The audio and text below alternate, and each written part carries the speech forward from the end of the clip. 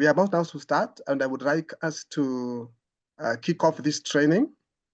It's good that we start with God. That is my take. So that now from there, we can tell you what we want to do within 1 hour or 2 hours, sorry. So can I welcome one of the member who is there and who feels like you can take us to God through prayer? Let's pray. Go ahead, leader. Father, in the name of our Lord Jesus Christ, we want to thank you this morning for the gift of God. We want to thank you for this, our training. We want to thank you for our association, KLISC. The Lord, you have enabled us to go this far together. I want to say thank you. Father, as we start this meeting, we pray that God, your presence is going to be with us. Whatever we are going to learn, my Father, Lord, let it help even us and even our institution to grow. Thank you, my Father, for everything that you have done unto us. And thank you for being a faithful God to us this far. Anything that you have done wrong, Father, we repent. Forgive us, cleanse us with the blood of your Son, the Lord, that we may be pure before your eyes. Bless us with wisdom and understanding that's come from you, and be with us throughout this training. In the name of the Father, the Son, and the Holy Spirit, we pray and believe. Amen. Amen. Thank you very much, Dinda, for taking us through. Members, now we are ready to go, and I would like to take this opportunity to recognize our chair, and we also would like to recognize other board members that are there before I welcome Dr. Agava. Dr. Agava, are you there? Our chair of KLISC, can you hear me? Are you able to say hi to KLISC members? Yes, thank you very much, and good morning, everyone. Thank you, Prof. So members, welcome to this meeting. So let me just turn on my video. Sorry. Yeah, thank you very much. And we want to take this opportunity to thank you for taking time to join this meeting. As you know, we've been communicating and indicating that we would like to support you in your access challenges, both the new members and the continuing members who've been having challenges. So this meeting is being facilitated by the AIL, the Access and Information Literacy Committee, together with the ICTI committee. So ask all your questions, get all the support that you can. And on top of that, we also launched an effort which we are calling Support Kwa Ground. Thank you for all those who filled up those forms. We'll be reaching out very shortly, letting you know when we'll start coming to those institutions. However, just to clarify, we are mapping out the needs, and only those needs that we feel require an in-person visit are the ones that we will prioritize.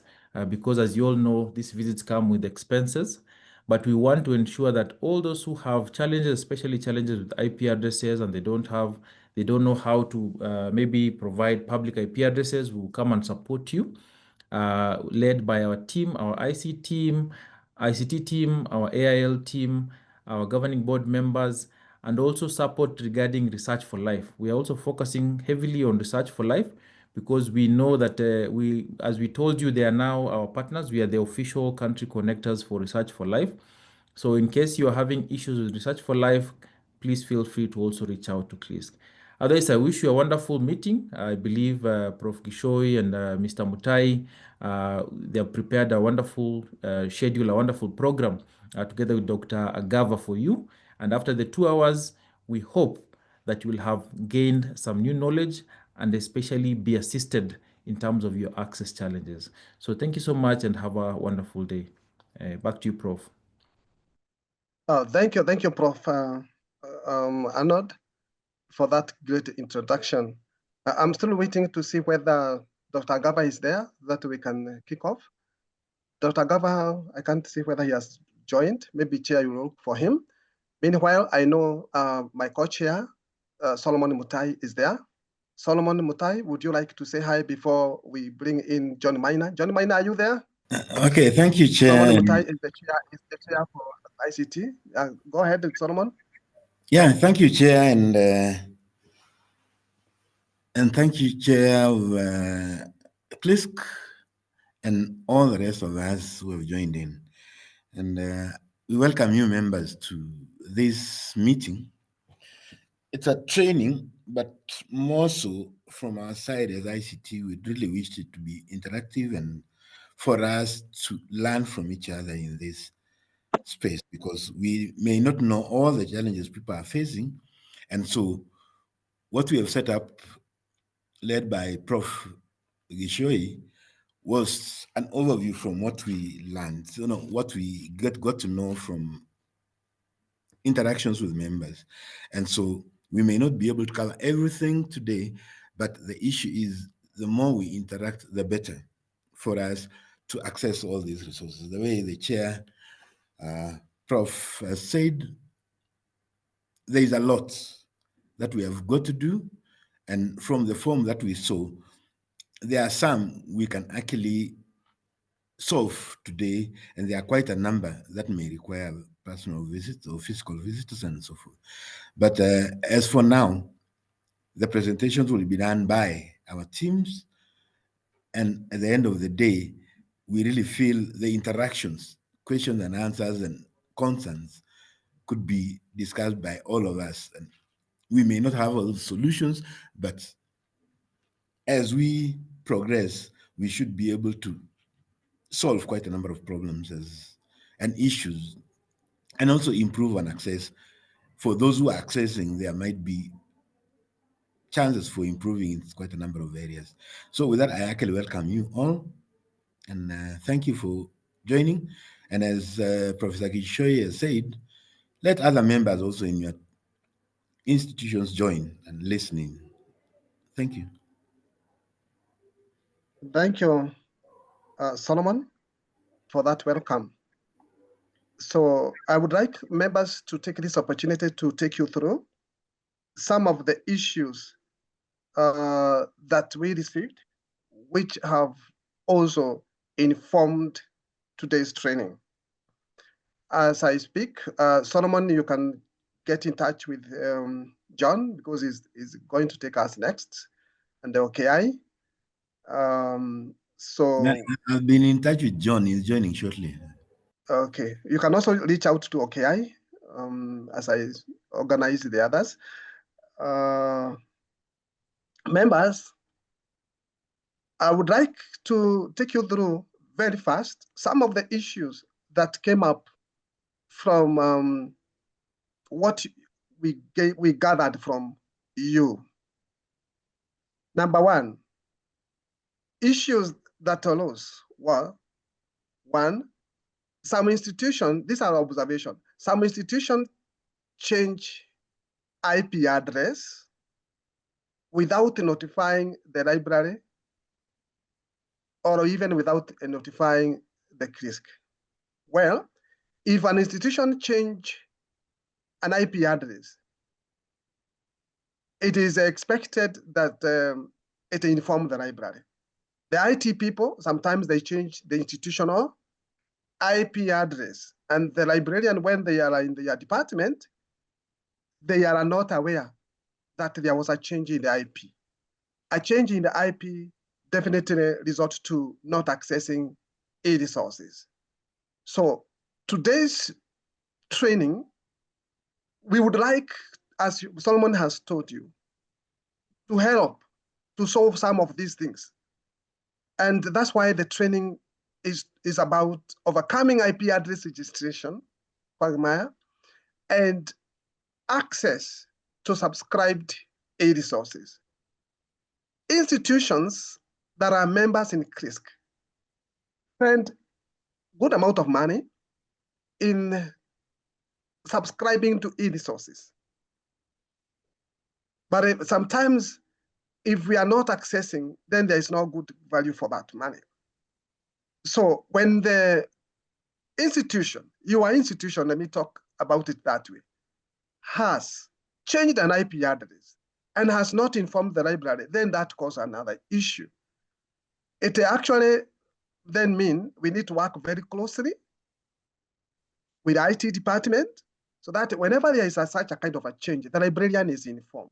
So that now you also forward the same to KLISC so that we can be able to take the necessary action. Number two, some institutions have submitted IP address, private IP address instead of public ones. Shiondo will tell you more about that, because for us to be able to register you, we don't use private IP, we use public IP. So I think we will be taken through even how to differentiate, so that if the IT people have given you private IP, you can be able to correct them right there, right at that time. Number three, some users now attempt to access resources using IPs that were not submitted, maybe using data bundles or VPNs. That become also an issue, and maybe you are not aware. Coming or attending this training, maybe will be of great help to you. Some institutions lack off-campus access infrastructure, yet users expect access from outside the campus or the institution. That become also a challenge. Maybe if you would like your users to access these resources when they are outside the institution, you need to subscribe to an off-campus authentication software, such as MyLoft, so that all is a proxy on others that are there, because there are very many, so that you are able to get your users sorted, not frustration. Number five, some institutions use MyLoft, but fail to submit the MyLoft IP address for authentication. So that is an outside challenge, because if you fail to submit the IP address for MyLoft, then it means then even the resources in your institution will not be accessible. We need to register also the IP address. That you'll be guided how to do it. Today, number six, in several cases, head librarians have registered with the personal emails. When they leave, hey, the communication on access matters is lost or is even delayed. That is a challenge.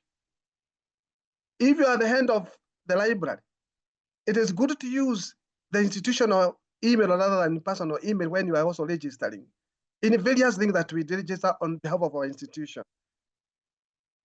If you don't have to worry. You can go to the IT and initiate for them to create an email, so that you'll be using an email that is institutional, not your personal email, because nobody can access your personal email not unless you are giving out your password, which is unethical to give out your password to someone to be accessing your email. So it's good to use an institutional email that is maybe has a connotation of the library, so that even when you have left that institution, the email belongs to the library. That is the best thing to do. If that has not been happened, then that explains why there has been an issue sometimes. Especially on the communication. 7, and it's not the last, or rather the smaller one. Some ICT departments have blocked access to specific e-resources sites, leading to failed access attempt. If they have blocked some access to some specific e-resources site, because maybe they do not understand why this traffic is like that, then they block. It means that particular e-resources database will not be accessible to you. And maybe you think it is, you wonder how come it is this one, others are being accessible. Maybe first you need to sort out with your institution. Having said that, these issues informed today's training. These issues has made us now to organize today's training. Having said that, I would like to usher in the first facilitator, John, so that he can take us through. You are given the highlight of today's training. John will talk about the static versus dynamic, public versus private IPs. What are the common errors? How do we go about it? it is now. We will follow that program in that order. We will be ushering in the trainer at the right time so that we get maximum use of the time allocated. We don't expect to go beyond the 2 hours that are indicated in the program. Thank you very much for listening. I would like to take this opportunity to welcome Solomon. I don't know whether you are still there. I know you are attending another meeting by management at your institution. Maybe he has already left. John, are you there? I don't know if Isaac is here. If Isaac is not here, I could proceed. Yes, you can proceed. I'm sure you can cover all those readings. Okay. Thank you. Welcome. Let me just set myself up. Huh? Give me a moment. As members, as Shiondo is setting up Bernard, I would like, maybe there are those people who don't know Bernard. Bernard is the university librarian, Strathmore University. And I would like also now to take this opportunity to remind you of our upcoming conference. We are about to start the month of September, it's 5 days to go. And we would like to remind all the others that the deadline for submitting full paper will be 30th September.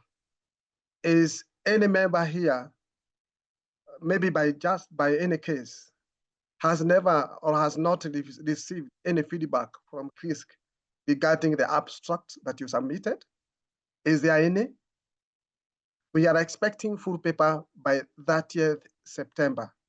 30th September. You can also spread this word to your colleagues that are in this platform and even others, that the paper deadline will be 30th September. That is the day we are expecting the last paper to be submitted, 30th September. I know some people have already started to submit full paper.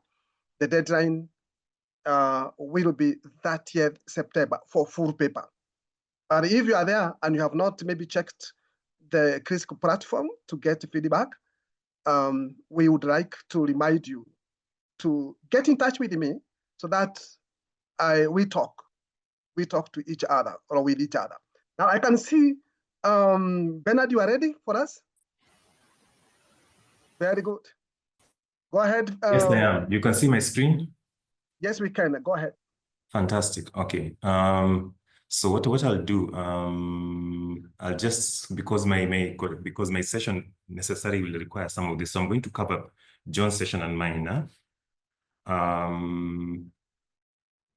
So the first presentation, or the first concept in this conversation, because it's a conversation we're having, is IP addressing. So just for me to get a sense of who we are, how many systems librarians are there in the room? Show of hands, just raise up your hand. So I see Solomon has raised his hand. I happen to wear two hats. So far I see one. Okay. I see two. Paul. Yes, I've seen Paul. I've seen Ian. So I've seen Paul and Ian. Okay. This was just for me to get a sense of who's in the room. So for the IT folks in the room, this might be a bit basic, but because they're a mixed audience, allow me to just indulge me for a moment.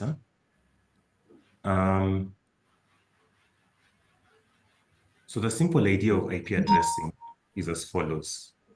Your IP address basically just defines and speaks to where you are. Think about it. I mean, I've said this in other forums where I've made this presentation, so forgive me for repeating myself, but I'll just go through this. First of all, there are two classes of IP addresses: public IPs and public IPs and private IPs. Okay, that's the first concept that I want us to have in our minds. But before you even get there, just the notion of IP address. What is an IP address?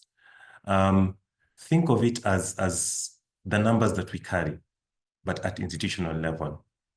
So we identify ourselves, when you come to work, you're identified through a staff number, at least for payroll purposes. You have your name. But some of you might realize that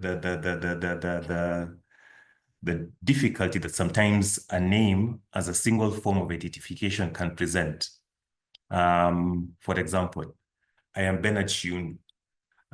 In my institution, I have another Bernard. He's not Shiundu, he's Shibwabo. But just when someone is writing an email to the two of us, our names are not exactly the same. But when someone starts BSHI, typically his name would come up before mine because SHIB before SHIU. So his name comes up and immediately someone selects and sends an email without checking the rest of the details. And in our case, our surnames are not the same, but they're close enough and you have challenges, okay? So just imagine what happens when you have two individuals who have the exact same name. If I was to borrow my colleague from the ICT committee, John Maina, or even Paul, who's raised up his hand. But Paul Kanona, your name is a bit unique. So you might not have a colleague in your institution who has a similar surname. But a number of us could be in that situation, okay? So you find for payroll purposes, the unique identifier becomes your national ID, your staff number, okay? But the staff number is only applicable to you for purposes of identification within an institution. When you leave an institution, more is needed. So as long as you're within the borders of Kenya, then you realize to identify yourself, you get another layer, which means your national ID becomes your identifier. National ID actually is a formal identifier. KRA, of course, the PIN is there, but the national ID is the more solid identifier. When you leave the country, things change. Your national ID no longer counts. You need more. At the global stage, what you're identified by is a passport. That's why you must have a passport when you leave the country, because then that links you to your country, okay? So when you have to take that concept and bring it to the notion of IP addresses, then you find the reason why we talk about public and private IPs is jurisdiction, okay? So public IP addresses would be those addresses that identify your institution within the space of the world. Private IP addresses would identify institution within the very specific scope of your campus. Outside of your campus, they have no function. Okay. Together so far, I hope. Okay, I haven't lost anyone. Right. So that's a simple notion I want us to have in mind. Now, the slide that you're looking at, if you can see my screen, is that for purposes of order, addresses have been classed into, basically, as I said, two groups, public and private. How do I know? How do I know? This chart that you see on my screen basically just shows what would constitute a private IP address, okay? So anything within this range, let me see if I can find my 10, anything within this range, okay, within this range is a private IP address. It has no application outside of your campus.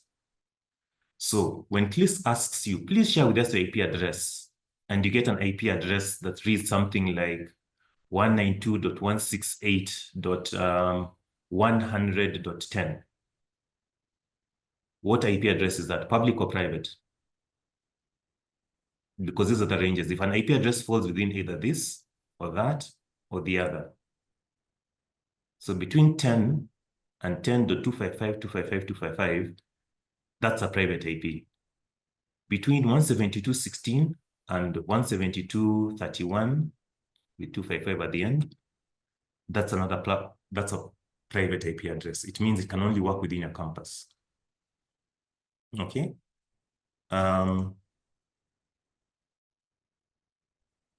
So given this IP address, let me type it here on the, given this IP address, oops, let's make a keyboard with typing. Yeah, there we go. So I've typed out an IP address You can see that address?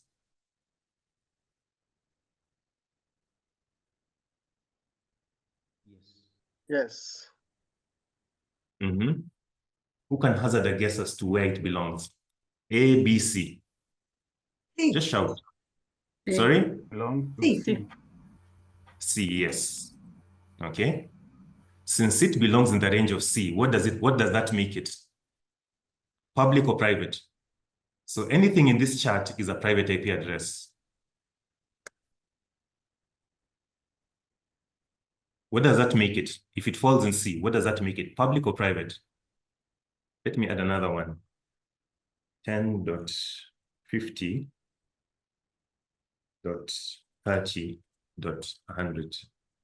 And let me add another 187.123.110. So this first one, we said falls in class C on this chart. Making it what? Private. Sorry? Private. I thought I had a whisper of private. Okay. This second one? 10.50.30.100? Private. Private. The third one?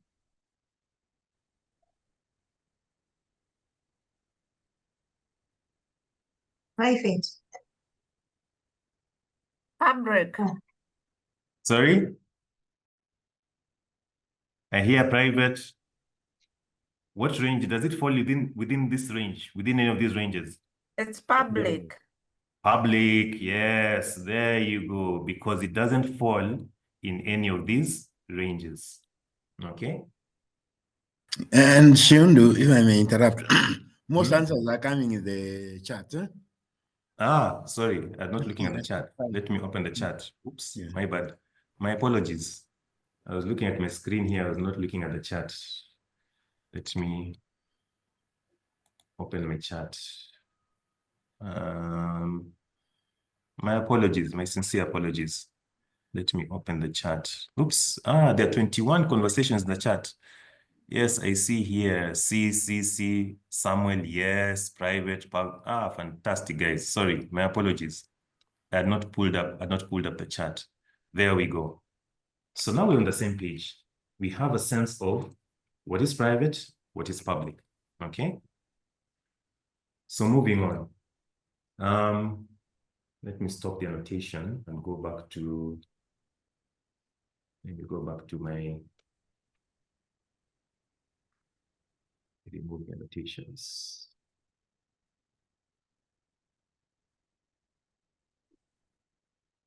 The next question becomes, now, from a problem perspective, okay, I think the single most prevalent challenge that KLISC faces is an incorrect IP being submitted, okay, an incorrect IP being submitted. Because then what happens is if you submit an incorrect IP that, let's say you submit a public IP address, because that's one of the challenges I've seen, at least from the dashboard side, because I happen to assist there. One of the challenges that we see, someone has submitted an address and it's a public, it's a private IP address. If you submit a private IP address, what happens? If you go back to my analogy of your ID. So assuming you have traveled to the US, okay? You show up on the other side, they ask you for passport, they ask you for your ID, identification, and you produce your national ID instead of your passport. Will you cross over? Or will you find yourself deported very quickly back to Kenya?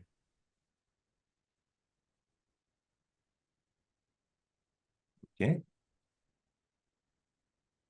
101% you'll be deported back. Okay. because at the global stage, your passport is what identifies you as Bernard Chiundu, Kenyan citizen. Okay. In the IP space, the same concept applies. Your public IP identifies you to the world as Strathmore University, okay, as Mount Kenya University, as Dedan Kimathi University, okay? And then now, to the next question, given an IP address by your ICT, how do you know?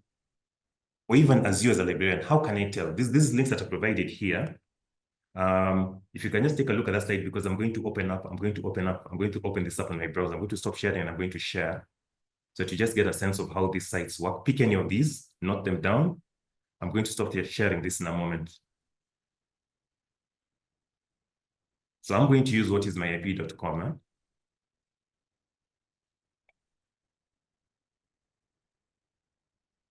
So I'm using whatismyip.com, and what I want to demonstrate is how to tell what your public IP address is, okay? So I'm going to stop sharing. Give me a moment. And then I'm going to pick my browser. I'll pick my browser here. So I've gone to whatismyip.com. You can do this on your mobile device. You can do this on your, of course, on your machine, or any machine that has internet. What do these sites do? These sites basically identify you from your public IP, given your current location. Okay. So this is my location. And you can see it has read my public IP. It tells me that's my browser. Sorry?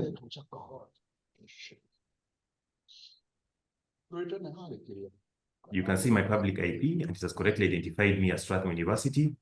In our case, our case is a bit interesting because our institution, we've actually registered ourselves as an ISP. We have a very specific public range, and then our ICT team actually registered us as an ISP. So we provide internet to ourselves. That's we're in a bit of an interesting situation. So we have back channel providers. This is just for the sake of the people in the IT who are looking at this and wondering, what does it mean ISP Strathmore University? Because we get internet from Kenneth, and we also get it from JTL. So regardless of whichever provider is giving us internet, we have a fixed range. Our IP address does not change regardless of provider. So we have that's just our setup here. So it's a little interesting, but that's why it shows up like this. But ordinarily, what would show up would be something like, let me see if I can get us a connection, if I can get you a connection that is here's a connection. So I want to get a sense as I'm pulling up, I'm trying to set up an alternative connection, which is not on campus, so to demonstrate the difference. As I'm doing that, I'd like people to just post in the chat the IP address that you're getting when you go to WhatIsMyIP or whichever site that you've chosen. Just post your IP and say your institution. I want to see if this is making sense. This just gives me a sense. It just gives me, for me to just get a sense that this is working.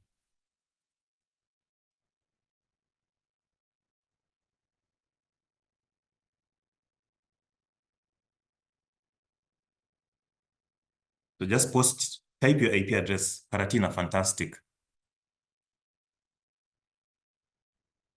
Who else wants to give it a go? Just go to any site, post the IP address that you get. There you go. Solomon has posted. As you can see, those IP addresses, if you remember the slide that I shared before, these are all public IP addresses. Okay. Fantastic. All. Okay. Wycliffe, Laikipia, St. Paul's, Adventist.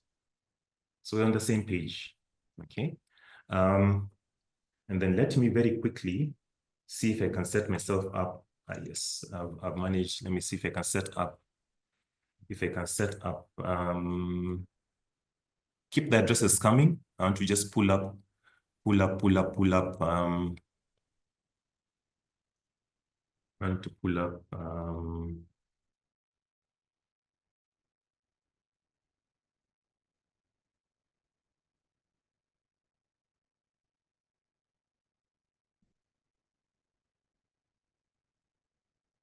So I want to show you.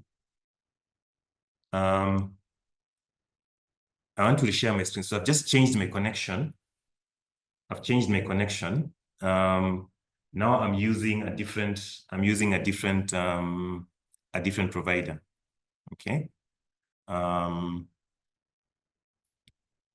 want to change for you to just get a sense of, let me see, is this it? I think that should be it.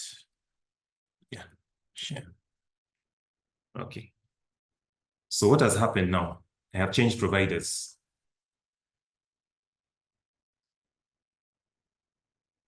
My IP address now, my public presence is, first of all, my IP has changed from 100 something to 187. My provider now is Jamii Telecommunications. Okay.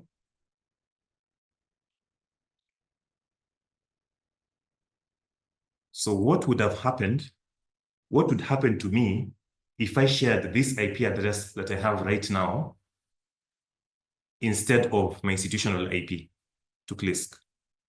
What would happen? Access or no access?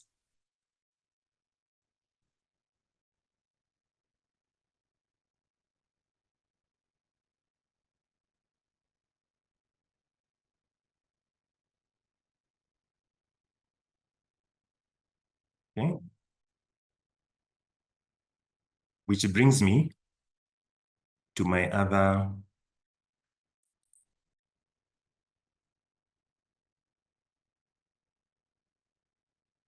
We've seen how to check, how to share. Okay, which brings me to how to share. Now, one of the things in the chat, one of the reasons why I was asking us to drop our IP addresses in the chat, is just already to give us a sense of how do I share my IP address? How do I share my IP address? Okay. So what you've just done right now is actually sharing your IP address. And for most of you, the format that you've chosen is a single IP format where you have the phone numbers, 41.89.230.156, okay? 187, 138.02, Laikipia, 41. So what you've used is a single IP format. Okay, that's what most of us have used. Though I notice Ndinde has done something interesting in the that is, let me say Mutie, because if you look in the chat, Mutie has actually done the second stage. Okay, has done the second stage and given us a range. Okay, so most of us, when sharing, have followed the single IP format. Mutie has taken us to the next stage, which is a range. Okay, has given us a range. Why, what is the difference between range or single IP? In what case would each apply? Now, for most of us, at least those of us getting IP addresses through our internet access through KNET, the prudent way of sharing your IP would be a range rather than a single IP. Because typically what would happen is KNET would assign your institution a block of IP addresses, and then your IT, for practical purposes, may use one or the other of those IP addresses for your public presence. So rather than limit yourself to a single IP, it gives you a lot more flexibility to give a range that our access can come from any of these IP addresses. That's why, in terms of recommendation, the recommended way of sharing IP addresses is by range. However, for those of you with multiple campuses, you might find yourself in a situation whereby not all your campuses are obtaining IT access in a centralized fashion. So you might find some of your campuses are getting your internet through KNET, but you have a campus or two that is getting its IP address, its IP access through an ISP, Jamii, and so on and so forth, okay, Safaricom. In that case, you'd find that you have a range for all the campuses that are on KNET, and then for those specific campuses that are on a different service provider, then what has to happen is you have to have a conversation with the ISP, get a static IP address, and then that is what you share. So your list will actually have a range as well as a single IP address together, I hope. Okay. And then there's a tool which is normally very useful. I'll not get into it right now. Otherwise, I may just shoot over time. I may come back to this, so one of the other presenters might come back to this, the IP registry. Just to speak about it very generically, I mean, you can follow the link. The idea is you can register your ranges online through the IP registry. When you register your ranges there, then a number of e-resource databases already subscribe to the platform. So then you find they are able to pick your IP address very quickly, okay? So one of the ways of improving your ability to access platforms is precisely the IP registry. I'll not go into the details of that, but let me just pause there. So up to that point, what have I spoken about? I've spoken about two main concepts, okay? One is the concept of public IP versus private IP address, okay? Actually, three ideas. So public IP versus private IP addresses. Public IP is what you want to share because it identifies the institution on the global stage. Yes, someone has asked, Arthur, please repeat the issue of IP, a headquarter or campus served by different ISPs, how to share. So let me repeat that.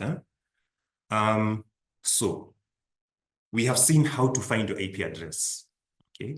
So your situation is as follows. Not all of us are there, but some of us could be there. Your situation is as follows. You have a main campus, and then you have other campuses. Now, your main campus is served by, let's say, KNET. You have a campus in Mombasa.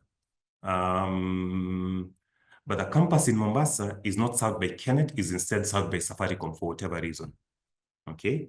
So that means you have two different ISPs.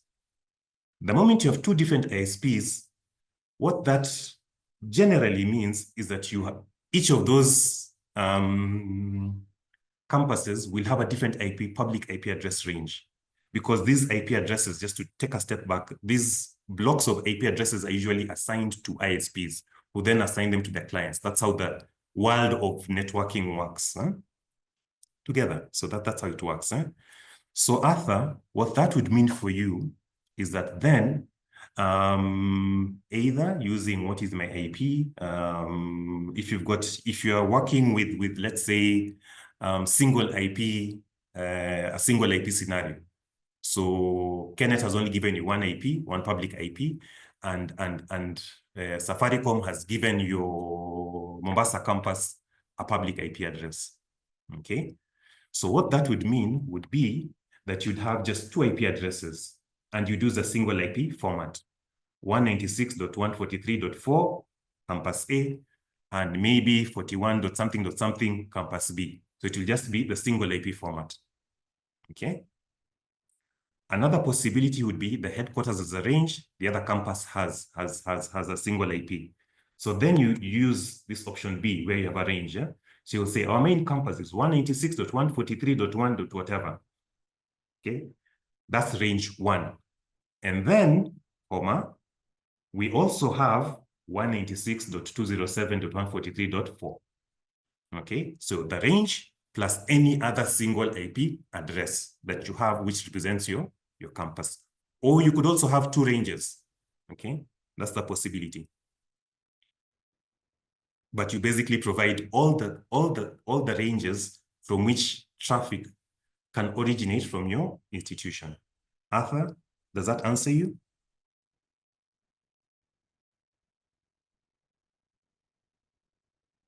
Great. Okay. So, anybody else with a query? Burning query?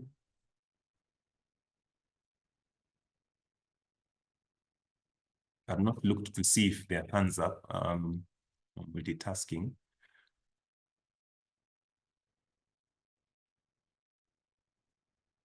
So just to rehash the key ideas that I've covered,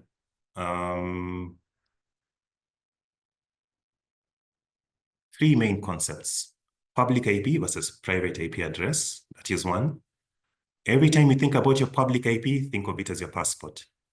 What do you want to share? Or what is my IP? What is the difference between, someone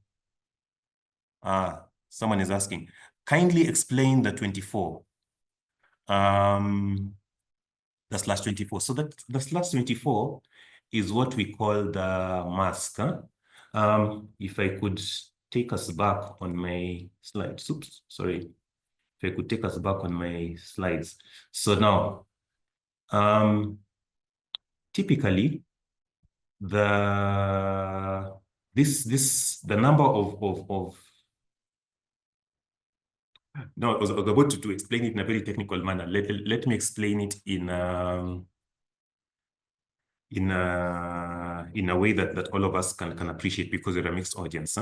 So the issue of the 24 is typically what is just a summarization of the subnet mask, because you could, this IP address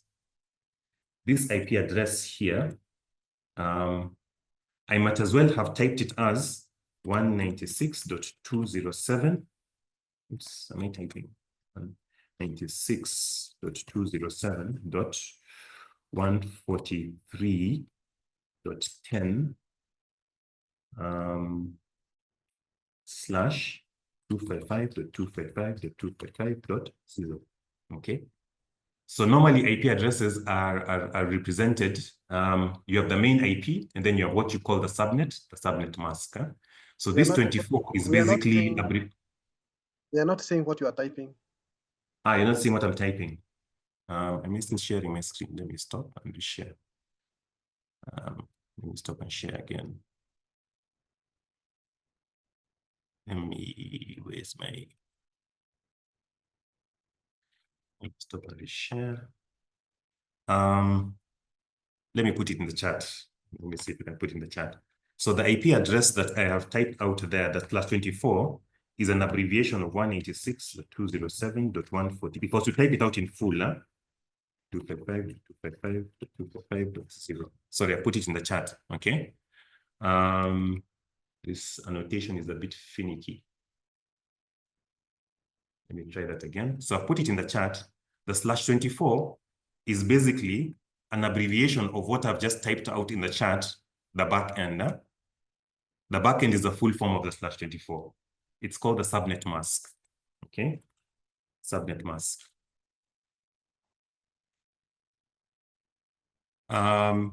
Usually, when you submit a range, it is useful to submit the subnet mask, because the subnet mask just typically defines, it's just a way of defining. But if you put the range, like this, you don't have to add the mask.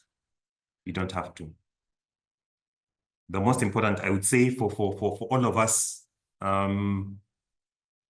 what you want to do is actually just put the full range. Just put the full range. Where it starts, the starting IP and the end IP. That's what you want to do. Okay. This is a little more technical, so so that I don't complicate our lives, but for purposes of the questionnaire, it's just the fuller form of the subnet or the subnet mask. So I hope Nicholas that answers your question. It's just a fuller form of the subnet mask. Otuoma, speaking on behalf of Francis, on what is my IP.com, what is the difference between my IP version 4 and my IP version 6, which says not detected? So just to explain a little bit, in the world of internet, there has been progression. So the way these IP addresses that I'm showing here is what we call IP version 4. However, one of the things that was realized with the introduction of IoT and the demand for IP addresses, it has been foreseen that at some point, we may run out of public IPs, at least this IP version 4 range. Yeah? So now we have a new version 6, which applies a slightly different format. I'm not going to show it here, but just to explain, it's different versions of the IP protocol in terms of addressing. Yeah? So addressing has moved. Now we have version 4, version 6. Version 4 is still pretty common. Not many institutions have moved to version 6. That's the long and short answer. It's just 2 different versions of the IP protocol. But for our purposes, and for purposes of this session, I would want us to focus on 4, because that's what is currently in use. But just to know that version 6 is also available. The notation is a little different. Would I pull up one? Let me not pull up one, because I want to answer some questions, some little questions. I hope, Francis, that answers you. Huh? It's just different versions. And typically that not detected will be normal, because most of us are not using IP version 6. There are a few of us who do both 5 and 6, 4 and 6, but not most of us. Most of us will get what Francis is getting. Okay, Francis, I hope that helps you.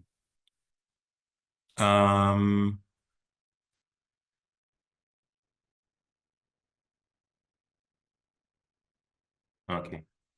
Then the other one, do you mind touching again on the difference in ranges between public IP and private IPs? Sure, that is Lawrence. Huh? So Lawrence, if I may, so here. So the simple concept is this. In the world of IP addressing, what has happened, for purposes of order, we have the IANA. I forget what it is in full, but there's actually a body that oversees the internet and networking and practices. Huh? So what they have done is precisely to facilitate, and let me use the analogy that I was using before. Huh? You see, the same way that for purposes of order, nations have agreed that, you know what, within your countries, you can do whatever you want to do. Okay, in terms of identifying your citizens. So you'll find national IDs in Kenya are normally numeric only, 2202, something, something, 1, 2, 3, 4, 5, na. You go across to Uganda, the national IDs, I got to realize, actually are alphanumeric. So that means they have alphabets and numbers. I don't know about Tanzania. Those are the national IDs, okay? But then when you come to passports, you'll find that now, in terms of passports, the passport number that you have, as you move from country to country, there is, if you look at a Kenyan passport, the numbering of the Kenyan passport is unique to Kenyans. Okay? If you look at the passport numbering of a Ugandan passport, the serialization is unique to Uganda. So once you pick that passport, even if it is defaced, if you look at the number alone, you will know this is a Ugandan. I mean, if you work in that industry, you will know it is Ugandan, okay? However, if you look at the national ID, given a set of national ID numbers from Kenya, Uganda, whatever, you can't tell where this belongs, because some of them might be repeated. So for purposes of order, what has happened is there are 3 ranges in which institutions are free to do whatever they want to do for purposes of internal communications, because computers can't talk to each other without an IP address. You will not get paid by institution if you don't have a payroll number. Okay, so for purposes of order, institutions have been given ranges. Okay, so that's why I put these 3 ranges here. So any number that falls within these 3 ranges is a private IP address. Outside of this, you have only public IP addresses. Okay? Lawrence, does that help you?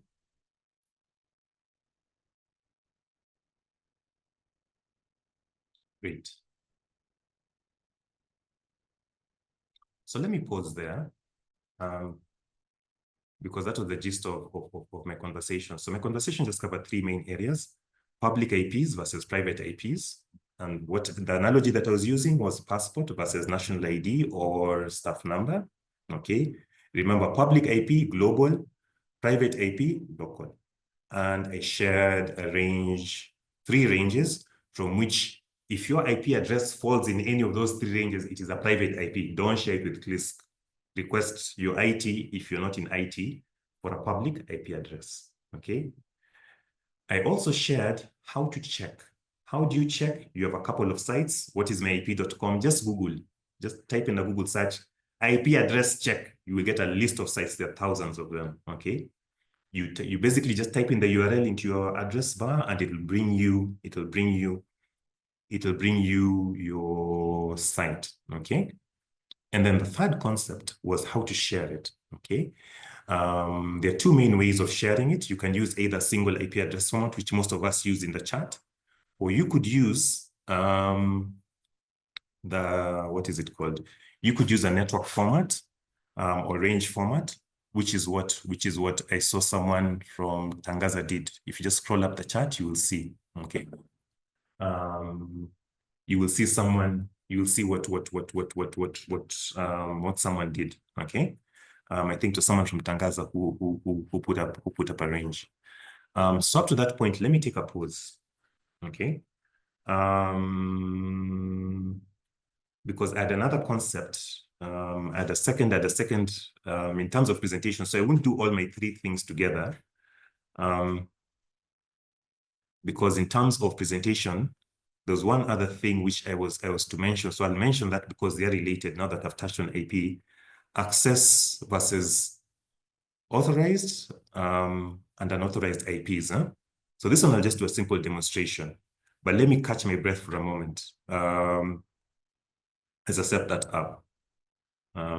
So Prof have interfered with the program, so I'm going to do, I'll just touch very quickly. I mean, I'd mentioned it a bit on access attempts and I used the example of when I changed my IP. What happens when I use an IP address, when I change ISPs, and I demonstrated to you using what is my IP, the different ranges. So if I submitted an IP other than what was mine, what that then means is I don't have access, okay? So those are the implications.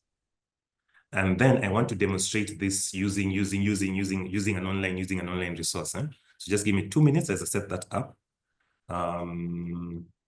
Prof, do I have your indulgence in that? That's okay, Bernard. You can also cover something about how blocked URLs or ports affect access. And Yes, now, yes. how now the librarian can overcome that by collaborating with the IT department. Since they are also somehow related, you can cover that. Yes. So I agree with you. Yes, yes. Then after that, okay, I will come in. Thank you. Okay, great. So just give me 1 minute, huh?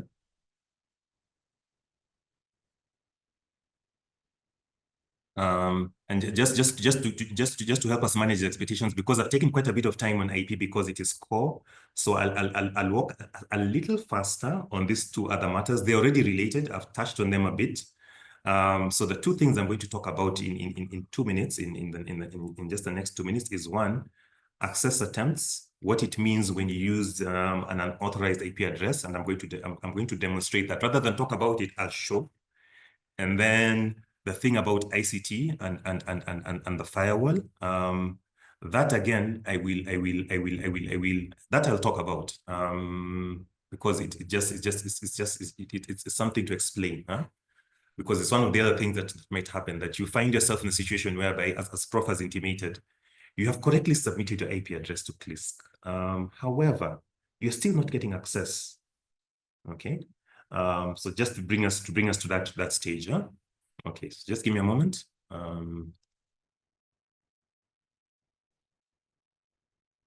As I set this up.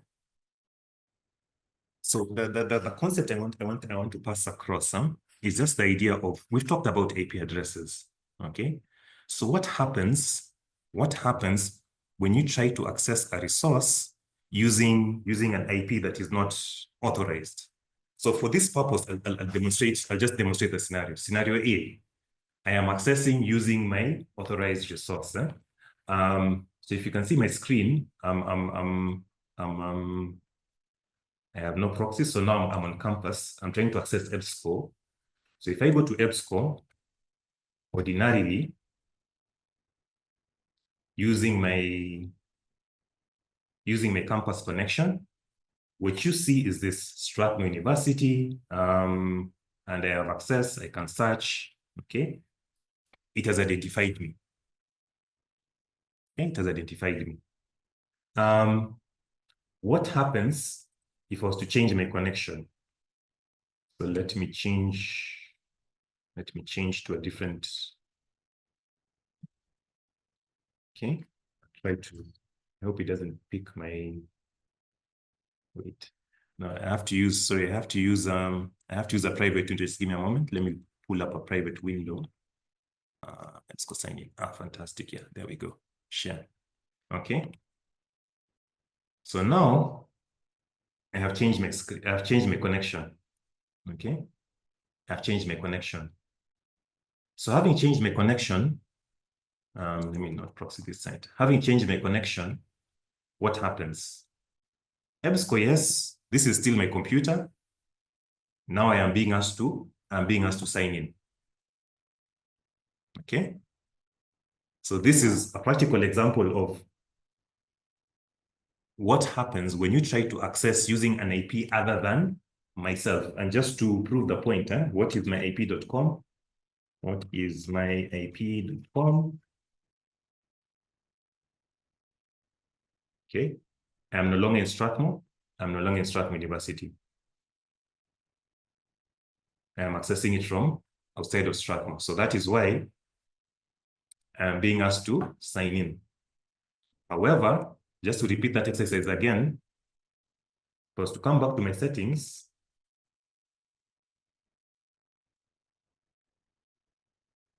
and remove the proxy.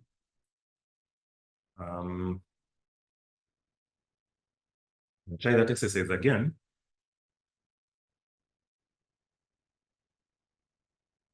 I am back in. Okay. And if I was to use what is my IP, is my IP.com. You see? Now I am back in my institution.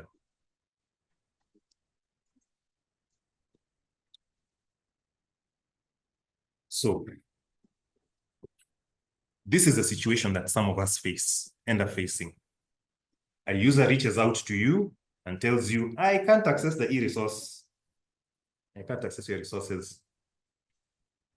So just from this exercise, ideally, when someone tells you they can't access, or when you find that you can't access in an institution, and taking into account what we've just done so far, what would be a good starting point for yourself? What do you think would be a good starting point?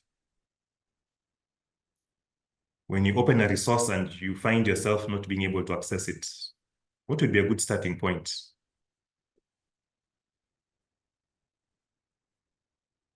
You can type in the chat, you can shout. What would be a good starting point?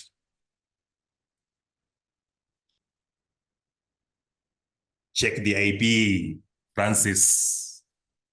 Confirm, yes. Alan. Okay, check the IP. The moment you have an access challenge, check the IP. Okay, James, yes, check the IP. Check the IP.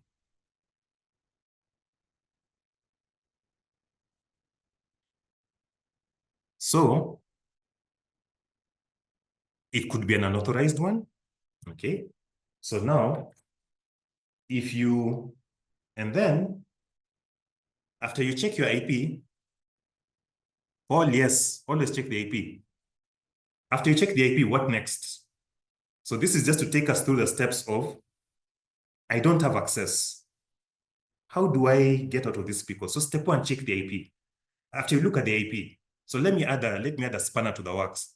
You check the IP, and the IP does, you find yourself seeing something like this: ISP Strathmore University, ISP Dedan Kimathi.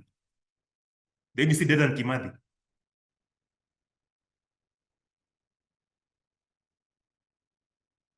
Because if you see Dedan Kimathi and I'm in Dedan Kimathi, then that means I'm in the right place. But I am getting I am getting this.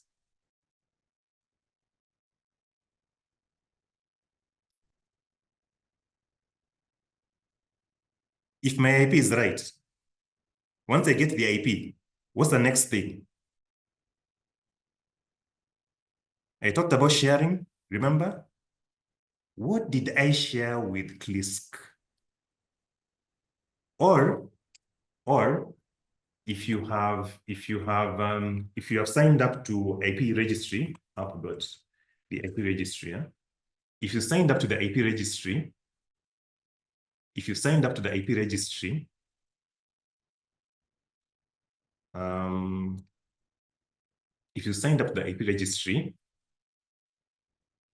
the next thing becomes, we're still checking the IP, but there's two levels. What did I put, if you use the IP registry, what did I put in my IP registry? Okay. What did I put in my IP registry? In my case, I don't know if you can still see my screen. Let me zoom in a bit. In our case, I have 3 ranges. I have 2 ranges, and then I've done something special here. This last one in purple is actually our EZ proxy. So the reason I have uniquely, in IP registry, I have uniquely identified my proxy is because if you don't identify the proxy, then the service providers could blacklist this IP address because you're getting a lot of traffic from one single IP address. Okay. So if you're using the IP registry, only the IP registry, if you're using the IP registry, it is very helpful for you to identify your proxy. If you look at it, you'll realize it's within the range. It's within the first range of 232, blah, blah. But I've uniquely identified it, and I have flagged it as our proxy, University IP proxy server. So I've flagged it as a proxy. Okay. I have done that. Now, when you come to this, I know someone else will talk about off-campus infrastructure and misconceptions. So I'll not jump into this. But just to leave us within the space of access and what happens when you use unauthorized APs. Now, how would you find yourself in this situation, this first situation here? The typical things. The most common one is, of course, bundles. Bundles, that's the most common one. I'm on my phone. I'm not connected to the campus Wi-Fi. I start browsing e-resources. Okay. I have tethered my phone to my laptop. I want to access e-resources. You'll find yourself in this situation, being required to sign in. Okay. I've used bundles. That means the public IP that I'm displaying is not my campus network. Okay. One other thing for those of you who use VPNs, I know not many of us use VPNs, but some of us do use VPNs for purposes of internet, for purposes of providing out-of-campus access. If you use a VPN, now there are 2 uses of VPN. There's usage of VPN. First of all, just out of curiosity, what does VPN stand for? You know, I'm making that assumption. Just type in the chat. Who has an idea what it stands for? Or shout. VPN. Virtual private network. There you go, Francis. Okay? That's what it is, a virtual private network. What does it mean to use a VPN? So let me just explain, because we're a mixed audience. Let me explain it this way. In fact, a very good analogy for VPN is actually WhatsApp. It's a very interesting analogy for WhatsApp, for VPN. When you do an ordinary SMS, who has access to that messages, to your messages?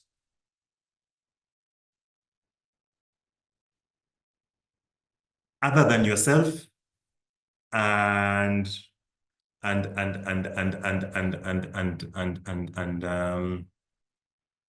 your, what is it called? and your recipient. Who else has access?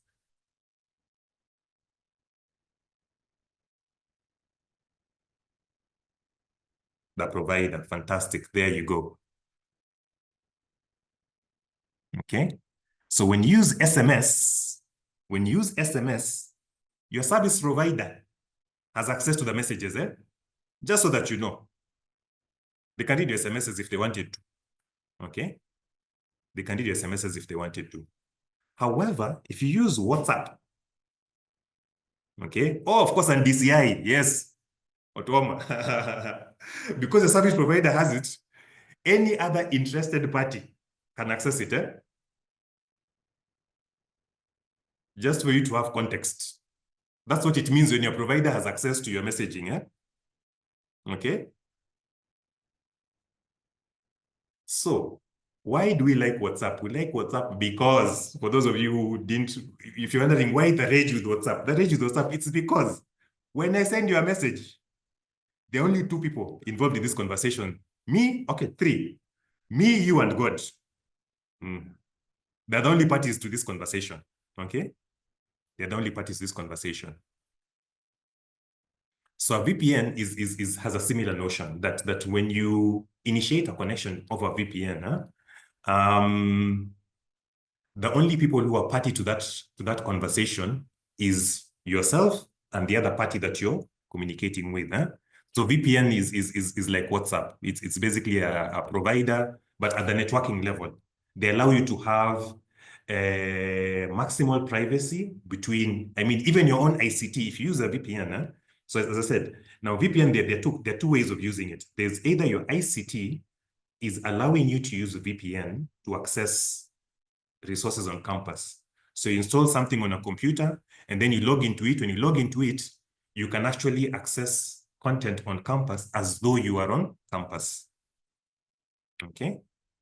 The other usage of VPN, and this is personal and private, okay, you can also use VPN. You install it on your computer, and then when you want to browse the internet anonymously, journalists typically like doing that, okay? They'd install a VPN client on their computer, and then when you install that VPN client, what it allows you to do is that it allows you to browse the internet without the website that you're visiting being able to identify the location from which you're coming from. Okay, so VPN, but the bottom line is that it just gives you privacy. Now, when you're using a VPN, the one thing to be clear about is there are two ways. So if it is corporate, you're outside the campus and you're using VPN to access resources, that could potentially lead to this situation, in the sense that if your ICT has not configured your VPN access to also allow you to browse the internet. I can give you that example because we do that. We have VPN access, and with my VPN, when I'm outside of campus, I am able to access resources on campus, our HR system and a few other systems, the student management system. We run Koha. So Koha, the OPAC is public, but the staff interface is private. So if I want to access the staff interface of Koha, I have to use the VPN, okay? But if I'm using the work VPN, if I browse the internet, what happens is, because of the way our VPN has been configured, if I'm browsing the public internet, that traffic doesn't come to campus, it goes directly.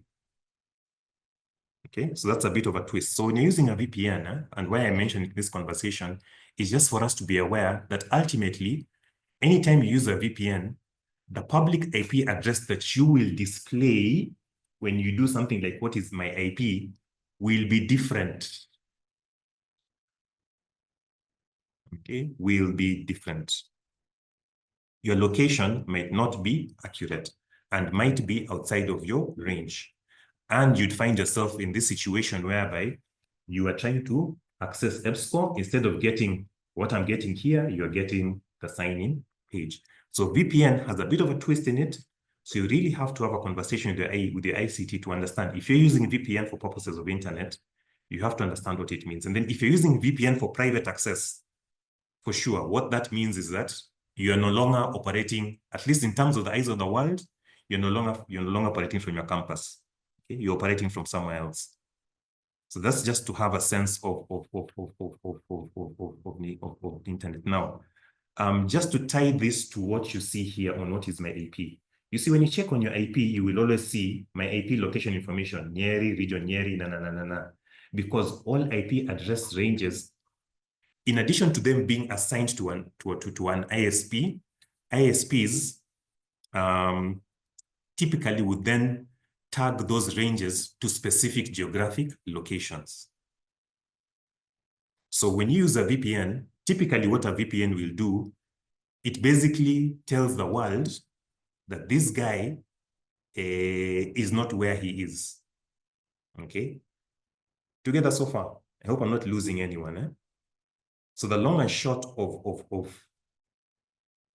this situation of lack of access is, let me say, 3 possibilities. So if you find yourself on this sign-in page, step 1, check your IP. After you check your IP, the next thing to check is, what have I shared with KLISC, or what have I shared with providers using the IP registry if I'm using the IP registry? What have I shared? Okay.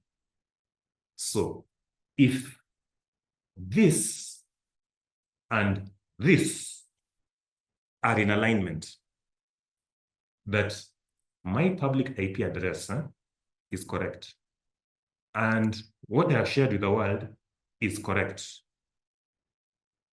and what I've shared with KLISC is correct, okay? And I'm still getting this. What might be happening there? Who has a thought? So the question is this, my IP is correct. What I have shared with KLISC and the world is correct. But I'm still getting this.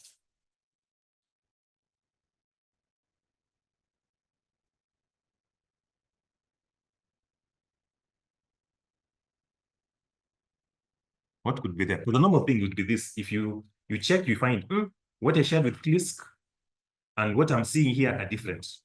The moment this and this are not in alignment, you have your problem. That's very easy to break down. That's very easy to break down. Okay? That's very easy to break down. Okay? If my AP and what I've shared don't tally, that means either there are 2 things. Either I have given KLISC the wrong IP address, or I gave KLISC the right one. I mean, I checked, I gave KLISC, and then our IP address changed. We got a different provider. Previously, we were using Kenneth, now we're using Jamie. So our public IP has changed. So that's why they're not in sync. That one is very simple to troubleshoot. I have the other possibility. I'm using bundles. Okay, I'm using bundles. You see here, Safaricom, ISP Safaricom. And we use Kenneth. Clearly, I'm using bundles. Okay, I'm using bundles. Just switch on the Wi-Fi. If you're on campus, turn on the Wi-Fi.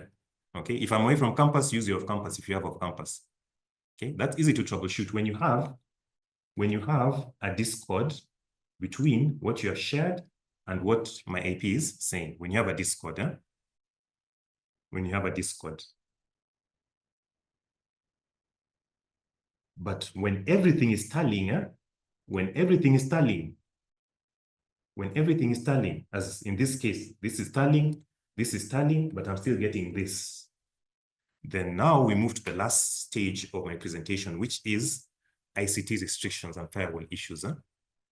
ICT restrictions and firewall issues. Now there, the matter is a little more complicated. Okay, is a little more complicated. Because now it's no longer just about this. So one of the things that you might find yourself in that might get you to this pickle let me just copy this URL, the URL for EBSCO.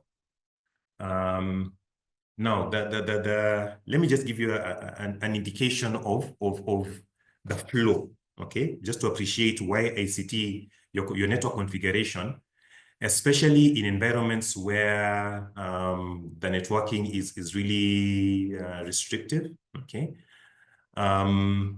Is because the ordinary flow of logging, of accessing, say, EBSCO would be as follows.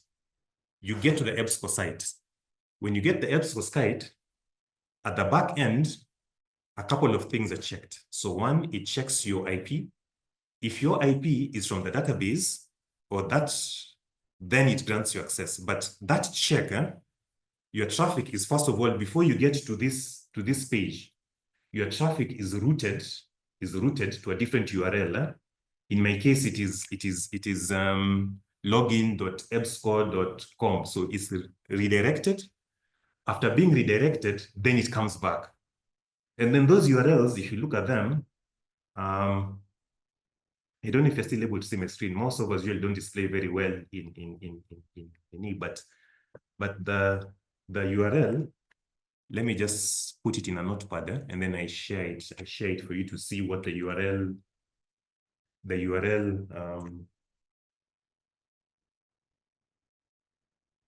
Let me stop this. I just want to show you a typical URL, login URL, and this is just EBSCO.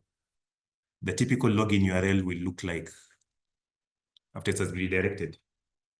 Are you able to see my screen? You see all this, login.ebsco, the request, blah, blah, blah, blah, blah, blah, blah, blah, blah, blah, blah, blah, blah, blah, blah. You see all those hashes, Now, because of this type of URL, you see the start is here. Remember, my target, where I started out from, I wanted to go to. So just to give us context, let me just put in at the bottom here. This was what I put into my browser, research.ebsco.com. This was what I put into my browser. But my browser redirects me to log in. So login will check, IP will check if I've got a cookie, if I'd logged in before, Then it authenticates me and then brings me back here. Now, this URL here, depending on how your network has been configured, and this is typical for most, I'd say most, if not all, providers, you would find this can be flagged, okay? So your firewall, if not configured to exclude this database, could flag this as a possible what you call phishing site, okay? Where you type in one link and then you're redirected to another one and then stuff happens, your information is stolen and so on and so forth, okay? This could be misidentified. This could be misidentified, okay? Depending on your firewall setup, okay? So that is one of the things that could block your access. And then in terms of firewall, now the thing is, at the moment, most providers now have switched to actually using HTTP and HTTPS. That means standard internet ports, standard internet ports to access resources.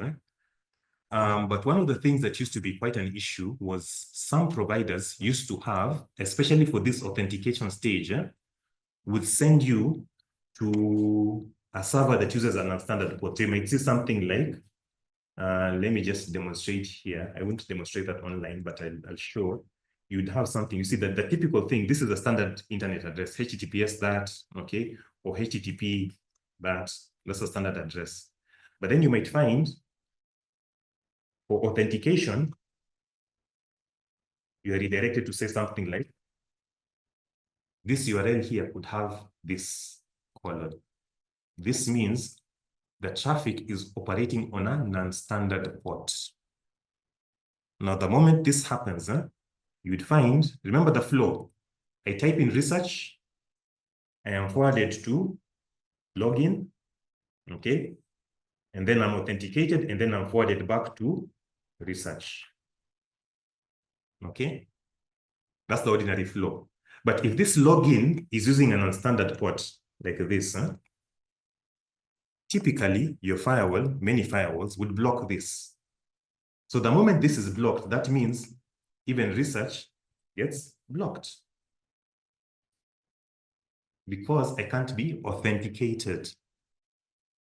I can't be authenticated. So the most typical thing that would happen here would be this.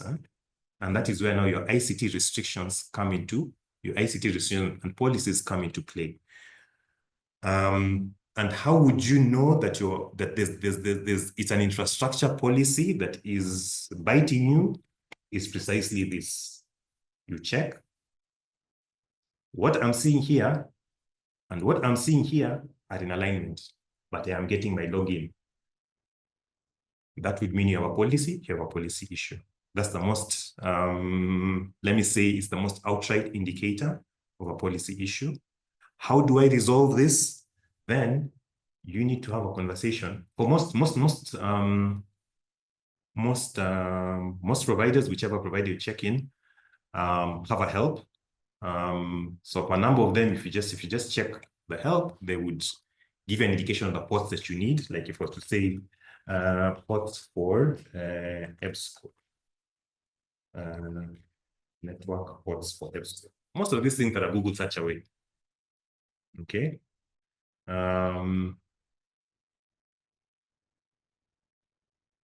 So for something like this, for EBSCO, again, EBSCO is very clear. They tell you, they'll tell you about EBSCO, they tell you about the domains that they use, okay? So if you find, if they have, if they had a specific port requirement, you'd find a document like this would actually list it, would actually list it, would list it. And there you go. Allow access to the following ports for TCP specified by services, okay? So if you're using audio from EBSCO, these ports need to be, you see these instructions? Those instructions. So if you want EBSCO to work for you optimally, by the way, just as an aside, for the IT people, if you're using Koha, you can configure EBSCO as a Z3950, as a Z3950 source, and then you can index articles. So if you're indexing journals or indexing articles, and you've configured EBSCO as a Z3950 source, it can really help you. That's just an aside. That's an aside. However, if these ports have not been allowed by ICT, then you again would have limits on your ability to access. Okay. So now, let me pause there. I have covered 3 things. So I started us off with IP address. Okay. That's where we started from, just explaining the whole notion of IP addressing, why it is important. Remember, your IP address is your ID. And the picture we have to have in mind is passport. Okay. So now when you get to access via unauthorized IPs, the picture I want you to have in mind is you have shown up to the US with a national ID instead of a passport. What happens? You get deported. Okay. So I have declared to EBSCO, I have declared to SAGE, I have declared to etc. that my public IP address is 156.0.232.100. I'm using what is my IP. Let this not confuse you. It's just the way IP registry works. You have to specify all the 3 numbers. So yeah, but typically we abbreviate. When you have 3 zeros, you don't put all the 3 zeros. You just put 1 0. That's just notation. But IP registry lists them in full, so it looks a bit weird. But Bernard, yes, Bernard, we seem to be seeing a different. Or which screen are you on? Sorry, let me stop share. Sorry, let me reshare. Let me reshare. Let me go back to stop sharing that. So here we are. I was just resharing this. I'd meant to reshare this, to stop sharing that, share this. So this was just, if you see, if this is working, if this and what you have on IP registry tallies and what you've shared with KLISC. So if this is what you've shared, this is what IP is telling you. You look at IP registry, if you're using IP registry, you look at what you've given KLISC and you see it's the same thing. Then what does that tell you? It tells you you have an underlying network issue. Okay, you're no longer in the space of unauthorized IP, you are now in the space of network restrictions. Okay, and I wanted to show you, I just went to the EBSCO site. So from the EBSCO site, this is where I am, EBSCO. So on EBSCO, if you check, you will see, I'm just scrolling down towards the bottom. It tells me the ports that I need, depending on the service. So most of us, we're operating at this space. These two. And for these two, you don't need to do anything. 80 and 443, those are standard ports. You don't need to do anything. However, for those of you who want to use the 3950 on EBSCO, you need to tell ICT to open 2010. This whole idea of ports and opening, you might be asking, and this is just to take a step back. So when I think about ports, and Mr. Shun is talking about ports and he's talking about opening ports, what's that story? Just think about, imagine your house, Picture your house. You have a front door, maybe a back door as well, okay? Right? Those are the ordinary methods of accessing your house. Okay? Those are the ordinary methods of accessing your house. When visitors come in, they come in through the front, they come in through the front door. Okay? They come in through the front door. Or they come in through the back door, depending. Okay? Those are the ordinary ways of entering the house. However, those are not the only ways into which one can get into the house. Together.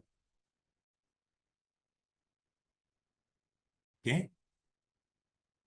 Depending on the design of your windows, because these days in Nairobi, our houses are done with grills and so on, so even a mouse cannot get into your house. But depending on the design of your house, you might find the windows still present an opportunity for entry. Okay? For those of you who live in multi-story homes, you might find, okay, the ground floor is very burglar-proof, but the upper floors, not so much. Okay? So this whole idea of ports, that for you to visualize the concept, is as follows, okay? Is as follows. Or even just think, in my library, we have the main entrance and we have another secondary entrance, but we also have emergency exits, okay? So in case of a fire, what happens? We have the main entrances, but we also have open up the emergency exit. Okay?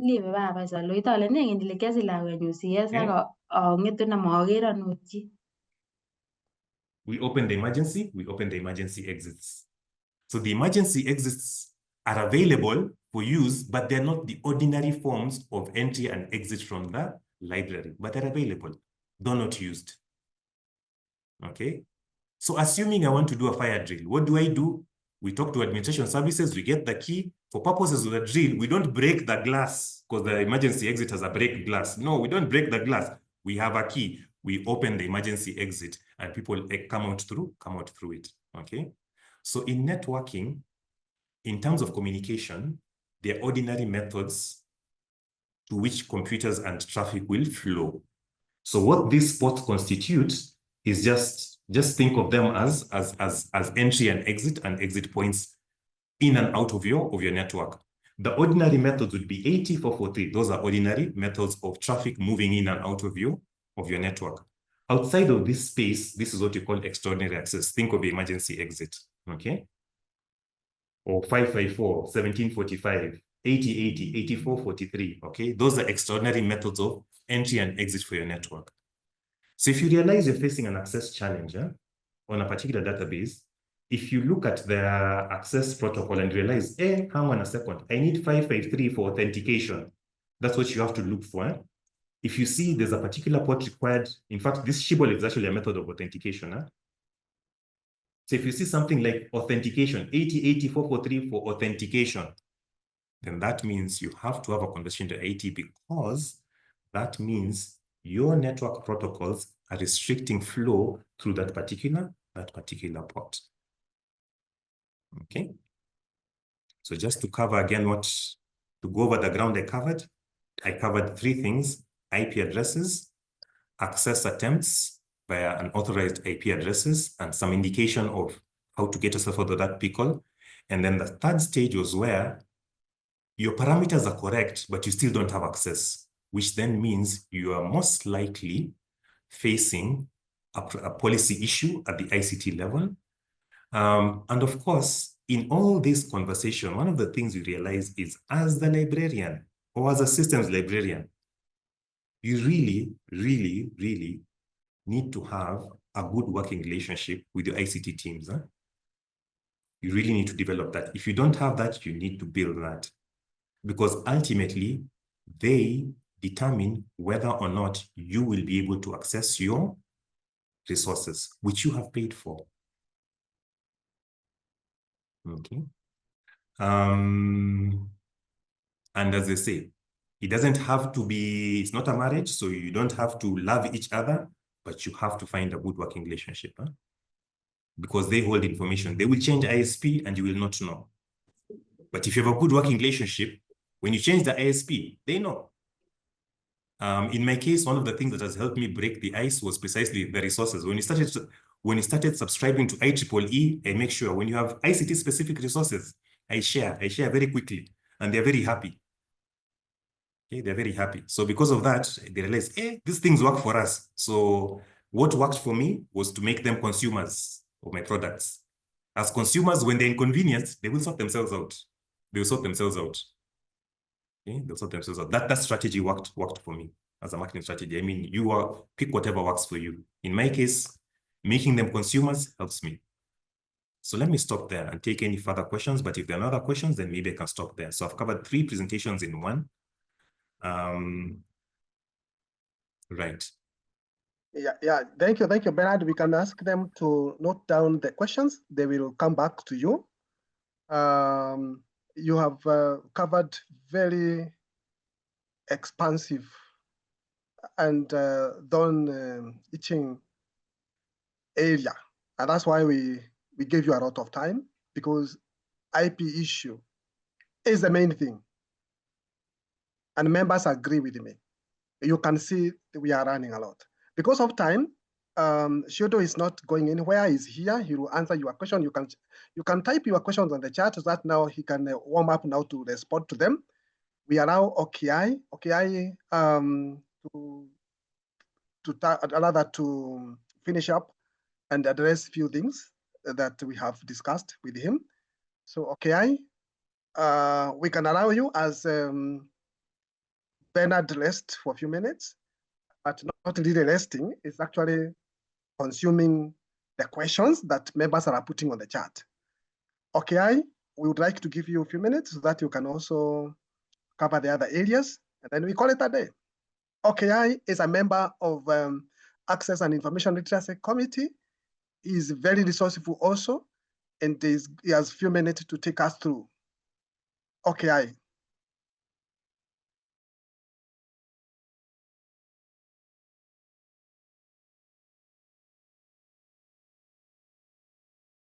Thank you. I hope I'm audible. Yes, you are. Go ahead. Thank you. So my name is Isaac. Okay, I work with the Open University of Kenya, but I serve as a committee member in AIL committee. So I'll just be able to share with you today a real cases where IP changes related to service disruption. I'll be able even to add more to that so that people didn't want me to use them as examples. So I'll try to avoid as much as possible that, but just to see how important this is when we're now interacting with the platform. So why is this matters? So Brother Sindu has taken us through what IP is and how IP matters. So my scenario is just to paint a picture of where now you have this IP and you are not in constant communication with the ICT department. What happens? Because sometimes there's a change of service provider. Yungu has mentioned that. There might be installation, for example,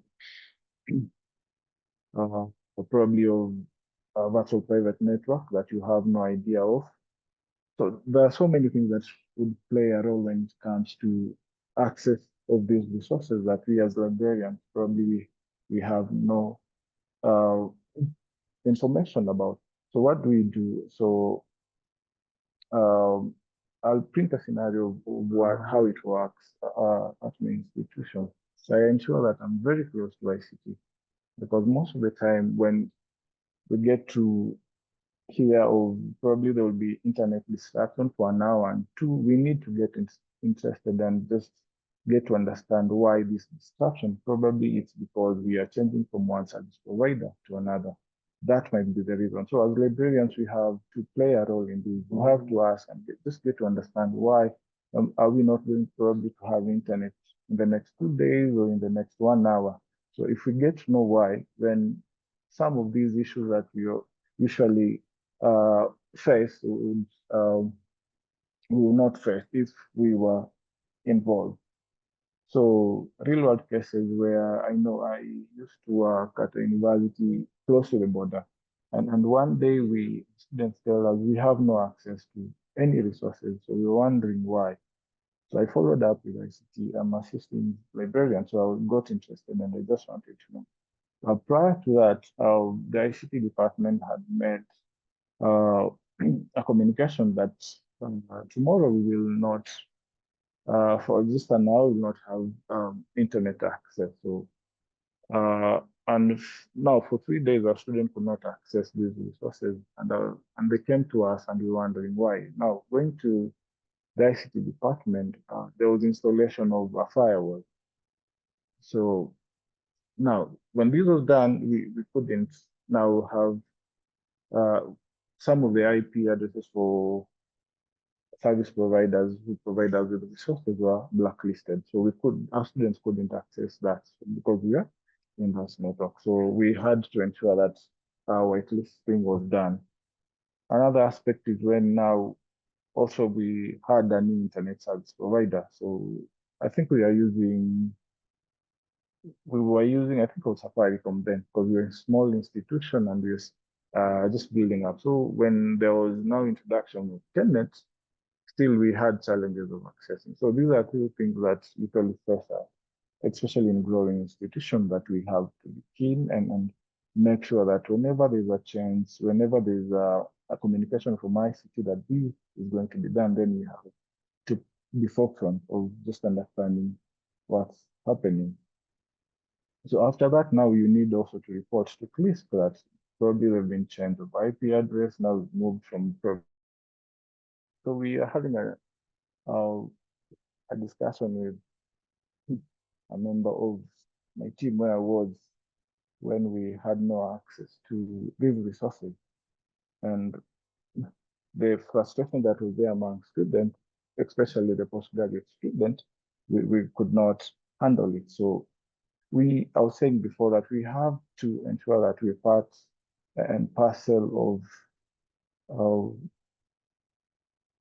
people who consume information as it comes, because most of the time the information from the ICT department comes via mail, but because we tend to think, oh, those ICT things, I'm not supposed even to look at them, then we lose touch and we end up having such issues with the library. So of course I was saying that the first major thing is that when we don't report these, then we have loss of access to resources.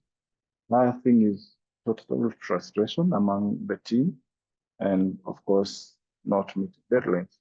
So how do we notify KLISC when these issues come up? So I have known that my institution has changed the address. What do I do? So Hyundu was very practical in what he demonstrated, and he was able to show us how to identify our IPs and the range within their institution. So that is the first thing I'll be doing. Have a culture of doing it every week or every month, just to see if you still have maintaining the same IP addresses that you shared with KLISC. So get to know what is your old IP and then new IP, and probably the date of change and the contact person. So step 3 is to email KLISC. So we have AIL committee.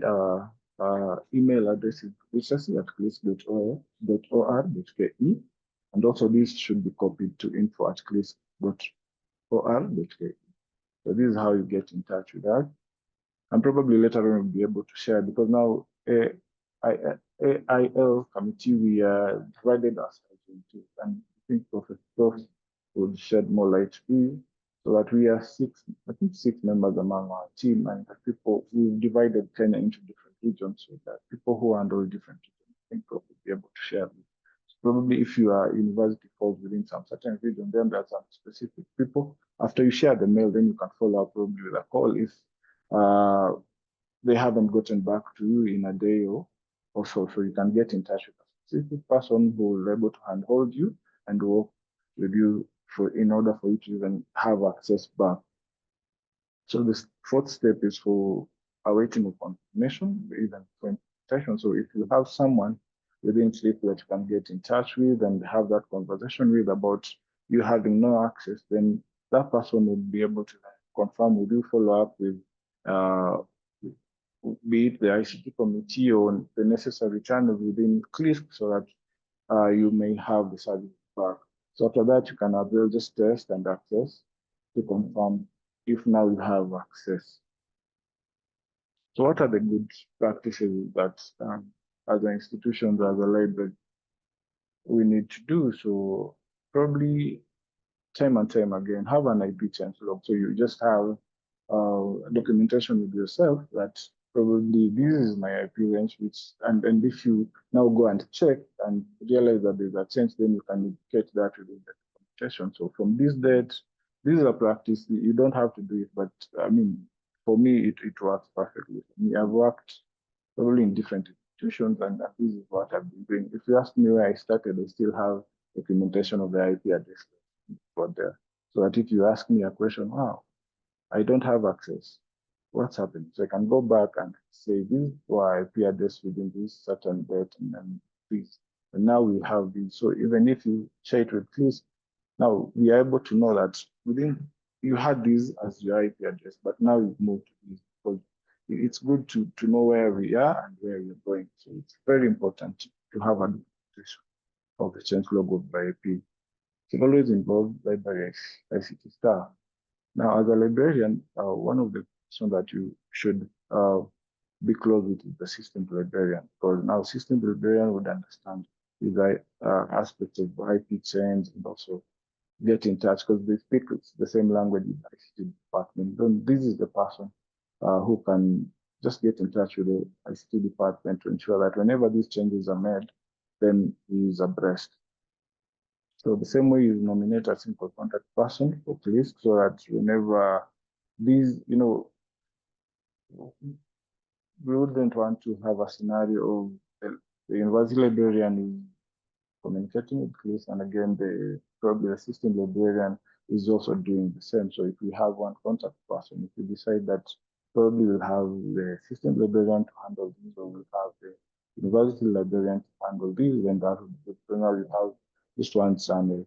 So it's also good to notify at least 5 hours before those changes are made. So if you have an understanding, probably you're going to involve, get in touch and tell us probably in time that, okay, our institution is going to have a new ISP, so kindly ensure that this is done. You update our IP addresses just before time, so that now that transition becomes easy and effective.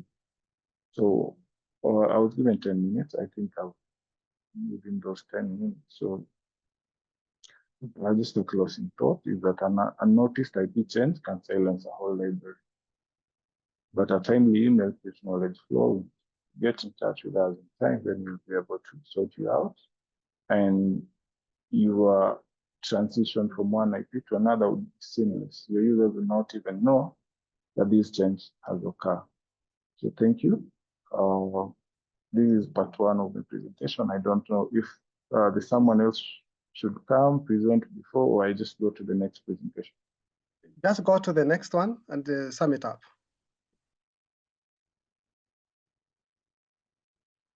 Okay, have you heard?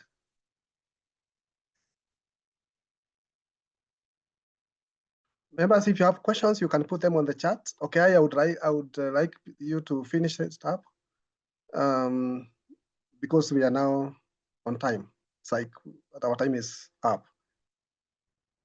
there are times that we hear a lot within the library circle. You walk to a library, unasikia, sisi tunatumia my loft. So you go to another library, sisi we are on easy proxy, others are open Athens, others are e-maktaba. So these are terms that are used within our library circle. So today we just want to understand what that when any librarian you ask which kind of remote access tool you use or platform you use, now you're able to say my loft and understand really what is my loft is. Or when you say using is a proxy, then you are able to even give more info on what is proxy is or what open happens and the maktaba is. So this presentation would just share light on the workflow access pathways that we have to access the electronic resources. And the same way we have understanding of probably what MAC records are, when we come now to e-resources, we have what we call the standard, it's called Dublin Core. So this platform gives us access to these multiple platforms. So we have that confusion within circle that what limits, what authentication steps are, and what off-campus access rules are. So we need to then have clear understanding of these platforms so that we're able to even communicate to our users effectively. So today, let's look at what my loft is, and a simple, my loft stands for my library on fingertips. So this is one of service providers that KLISC has contracted to provide us access to electronic resources. And how it works, it's that it acts like a proxy where now when you register with them, they'll give you a specific IP address. So this IP address will be now KLISC will be able to share it with the publishers or service providers of the resources that you want to use. So they also have a mobile app, and they give offline access to said resources. For example, I know where I go, we were using my loft and we decided to upload our exam papers. So they give you that avenue. They give you also a space where you can play around. And you are given that avenue, customizing your interface so that it looks the way you want. And of late, I remember when we were in KC, they even said that they now have a discovery tool that we could also integrate with the simple so that your access will become seamless to the user. So that's simple what my loft is. So we have what we call the proxy. So it's also a gateway that writes database URLs to users and authenticate remotely. So for my loft, you're now given an IP address, but for Easy Proxy, you're given that avenue, just doing the installation of yourself, and now your users will be logging in and routed to the URLs of the publishers of the resource they would want. So this one requires institutional login, so it works seamlessly with the IP-based access. So another platform we have is Open Athens. So Open Athens is an identity and access management IAM service for libraries and institutions. When you hear people talking of a single sign-on, Open Athens really enhances that. So this is where by now, unlike others, like my loft and the proxy that uses IP address, when it comes to Open Athens, now we authenticate using your institutional email.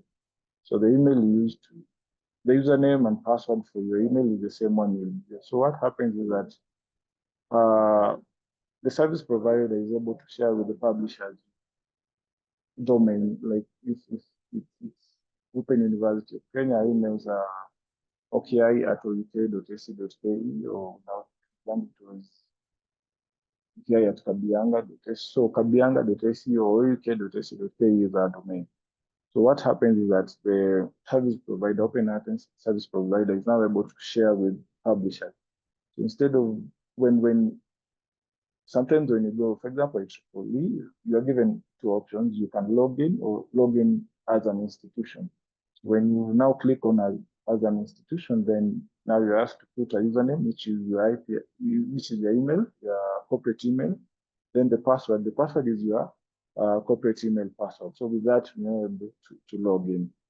So this one, instead of relying on IP addresses, it uses federated authentication. Users log in with the institution credentials from anywhere. So it also enables constitutional access. And also it has been adapted by some of the consortia. I know even some of the institutions in Kenya are using different things. So access tools, in focus, you're going to see what ICTI is. So this one is local, it's a Kenyan platform. So provides access to, I don't know which institution, I can't tell really which institution have these, have onboarded these, but I know there's some. So it's local, and I think going local is the best, but because our issues can be sorted within, but I'm not professing for ICTI. What I'm saying is that tool that I've not interacted with it before, but a tool that you can see how to onboard and just see how easy it is to use. So it also do a localized research support. So those are the platforms that to look into them. So common access limitation. So these access give us simultaneous access. So we can also get publisher restrictions in case. So it's just why we use these tools. So we know when we are within campus, we can have access to our resources. But what I had is sometimes when you have these tools, it's better to just tell your users to use them wherever they are within or campus or off campus. It's good they get used to them so that it doesn't give them a challenge when probably they are off campus. So I've trained my users to just use these tools within and off campus. So why we need to make even clear communication to our users so that we reduce support. When we have clear communication, and we can go ahead if librarians come up with guides that would give us, you see, a student would want probably to wake up at midnight and work on, that's the best time he can work to optimum. So what we do, we need to have a lot of guides so that by the time I want to access a resource, then I can easily get a guide so that it also saves us time. So instead of having, of course, we have training with the library, but in case of just spending much time on it, now, if we have guides, then that would save us time. And also, if I'm a user and I discover how to use library on my own, then that would probably increase my expectation and just make me want to use the library more because I've discovered something by myself. And doing that would now satisfy me as a user. What are the effective communication strategies that we need to use? And during orientation and training sessions, when we have to guide us use as well. So I've said about guides, we need to have those guides to ensure that especially use of pictures go a long way so that our users have that. I know users have mine. So when they have these, then to access our resources would become easy. So we need also to have probably a page within the library frequent asked questions so that these are questions that are being in the out. So if we have them somewhere within the library website, so that instead of our users probably looking for us and they can't find us, now they have that page for frequent asked questions. They can go check through the questions, and now the answers are also there, so that it becomes easier for them. Then, as an institution, we need to have constant and learning. So that today I'm using with campus access, tomorrow I'm using remote access. So if we stick to a common term that our users would embrace so that I don't confuse them with different terms. Of course, those terms may be meaning the same, but now they're with our users who are not even experienced in this in the usage of resources, or they don't know how to use those two terms interchangeably. It's good if we stick with one so that they onboard that one term and they use it wherever they are. So just to close this, technology opens the library doors, but for clear communications, keep them open. Thank you. Those were presentation. Thank you very much, OKI, for that good overview. I know I've rushed you, Paul Sana. I also know you are in another place where you told me you are, so you have also been struggling with the network. We all accept this because things are running concurrently. Members, we have been seated here for the last 2 hours and some 10 minutes, and we have learned a lot. You have questions that you had. We had actually this overview by OKI was preceded by hands-on training. Yeah, hands-on training championed by our own Bernard Shiondo. And Bernard Shiondo is on standby waiting to answer your question. Maybe I can allow, before I wrap it up, maybe I can allow Shiondo to respond to the questions that were raised, because I can see some questions were raised and maybe Bernard Shiondo would like to address them. Bernard Shiondo? And I know also Solomon can help because some of these things require the language of IT. Language ya leo tumesoma sana, tumekuwa network administrator. Shiondo? Yes, Prof. Okay, so let me just run through the questions from when I left off. So we're still having some access challenges. This is Catherine. Catherine asks, we're still having some access challenges with some database even after providing the correct IP addresses. For Catherine, for this, I would suggest drop an email to the AIL, and then together and ICT, we can look at it and then break it down for you, because it's on a case by case so that we can check to see what the issue could be. It might not be possible to just give you a straight off answer. As I said, when you have, if you've done everything right and you're still having problems, then we have a bit of a drill down is required. So Catherine, I think OKI shared the emails. So drop an email to AIL, and then between them and ourselves, we typically we'd be able to sort you out. Putting the specific databases you're having a challenge with. And then Dorcas asks, we are not able to download the entire ebooks on all our sites, but only a chapter. What could be the issue? Dorcas, top of my head, I could tell you, depending on the platform, most of the platforms, and this is me just giving a blanket answer, okay? Most of the platforms, for example, what is it called? ProQuest, and even EBSCO, if you've done EBSCO ebooks, require you to create a subsidiary patron account. So you'll find, if I open ProQuest, it shows me access provided by Strathmore University. But if I wanted to download the full text of an ebook that Strathmore has subscribed to through KLISC, then I have to create an account for myself. So this is a personal account, but attached to my institution, which then allows me to download the full book. So just for you to have that in mind, that for many of the subscription sites, of the ebook sites, for you to get the full ebook, a patron has to register a personal account, but that personal account is sort of like a child account of the institution, and we'll have a set of separate credentials. So that is Dorcas. Huh? If I was to go further down, Ben Peter Maingi asks, if you have subscription issues with KLISC, how does that manifest in this scenario? Solomon asks for clarification. Please be specific. Maybe you haven't paid for the service. So, well, if you haven't paid for the service, it's like electricity. Okay, so KLISC has, we have, for purposes of order, typically we have a disconnection period. So we have a period in which members are allowed to pay. Invoices normally are out. In fact, I think by now they should be out. The deadline for payment normally October of the current year. So by October this year,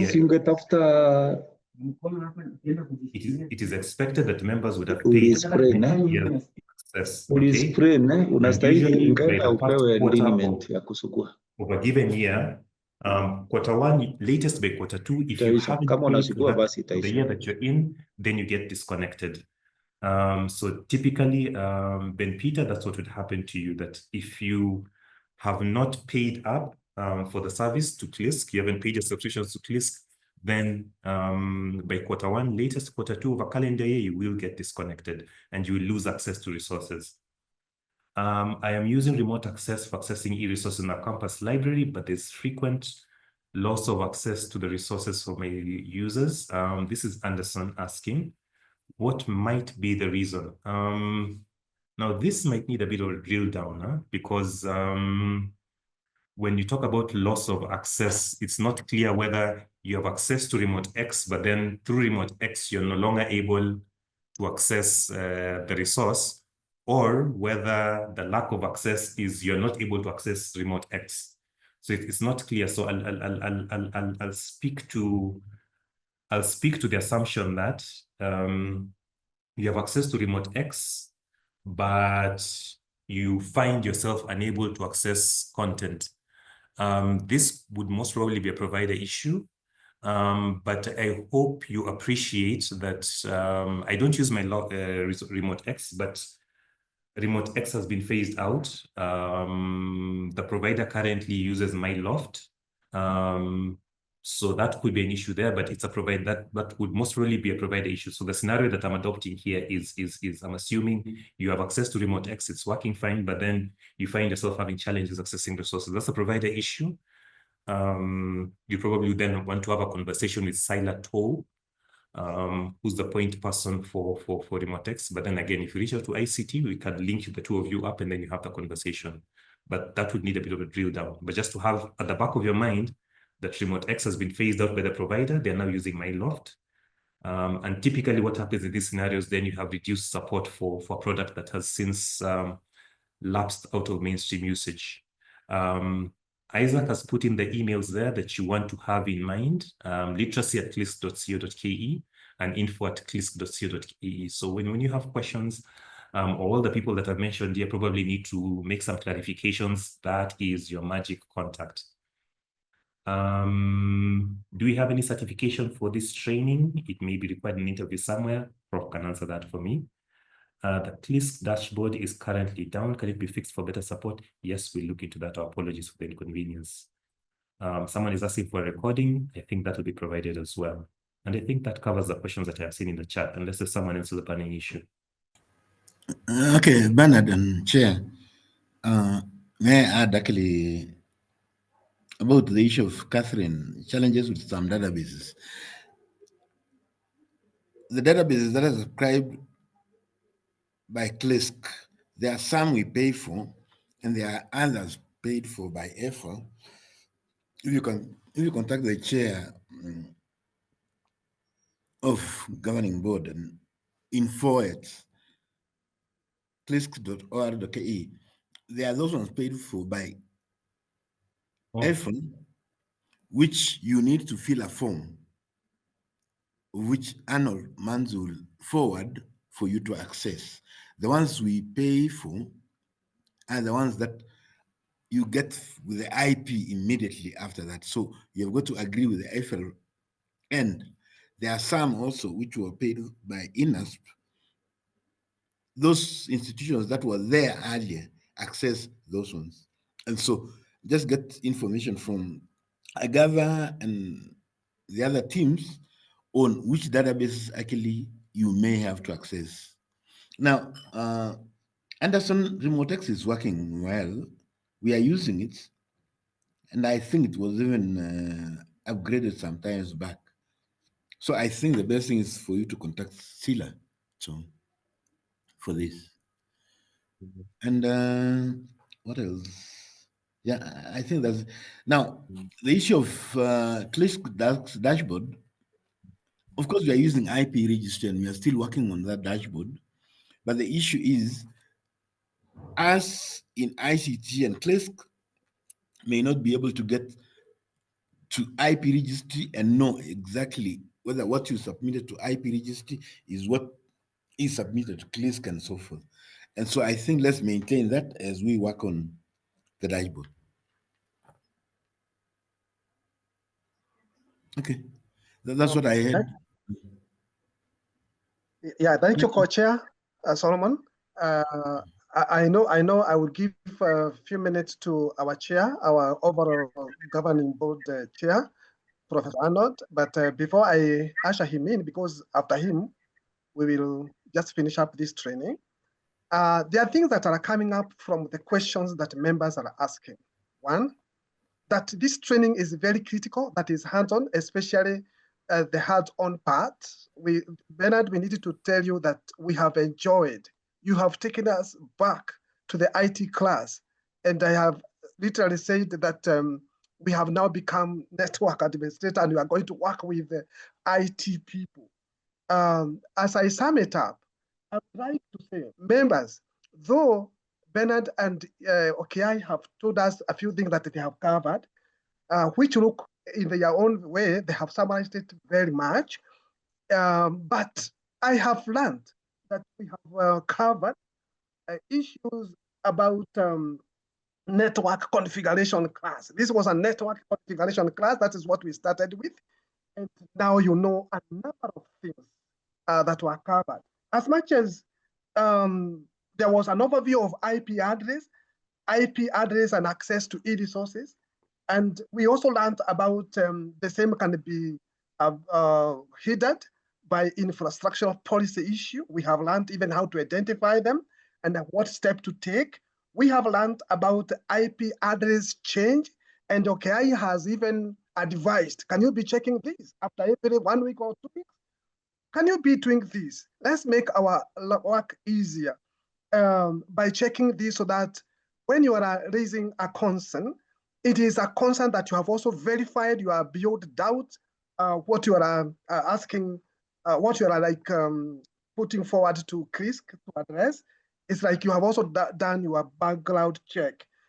Be in touch. Let not the user be the one telling you a certain database is not working. Be ahead, be checking. IP address and how to share it. You have also, Solomon has clarified, even how to confirm that one we were taken through by our facilitator. The issue of IP registry and dashboard, Solomon has promised is going to address it. I know currently is having an issue, but the issue of IP address was taken, we were taken through how to check IP address. This was critical, very, very critical to us. And I hope I kept quiet and allowed Bernard to continue all the way, because I knew those are the issues that are ailing most of the institution. And Bernard also told us to make IT department consumer of what we are doing, and that cultivating that kind of working relationship is going to help. Issues of communication and issues of IP address and access, how to communicate them, how to use an institutional email. You go to IT, if you don't have one, be using the institutional email, not your own email. I know I have paul.marco@kemu.ac.ke. That is not the one I'm talking about. But we have a library account, library@kemu.ac.ke. That is the one that I'm calling institutional email. So that if I leave KEM, for example, the paul.marco.kemu, it is going to be like closed. But the other one for library, it is a going concern. It is going to be there, even if I have left the institution. Same applies to you. So that is the one that we should be using whenever we are registering. And also communication to us has been clarified, how to talk to us. And I also request that, Solomon, you can also share the email address for the ICT team, because we work so closely. You can also share on the chat the email address for ICT committee that you chair. You can share that on the chat. Members, having said that, I am saying this to wrap it up, and I know we have been patient. I am almost saying we need another one, tunataka ingine, especially on the hands-on part, so that our issues are sorted here. Only very unique cases that we are going out to face. Can we have our issues sorted here? There are issues that were also raised because the chair would like to address them as he closed this training. Now, is there anybody here who has a very, very burning issue that maybe cannot wait for, or you don't want to engage us. A request, Chair. There's a request. Victoria is there. Let her speak for herself. Thank you. Thank you, Chair and the co-chair for the session. Thank you to our trainers. It was quite a very good session. My request is on behalf of the monitoring subcommittee that kindly we give our feedback through the link that we provided. Thank you.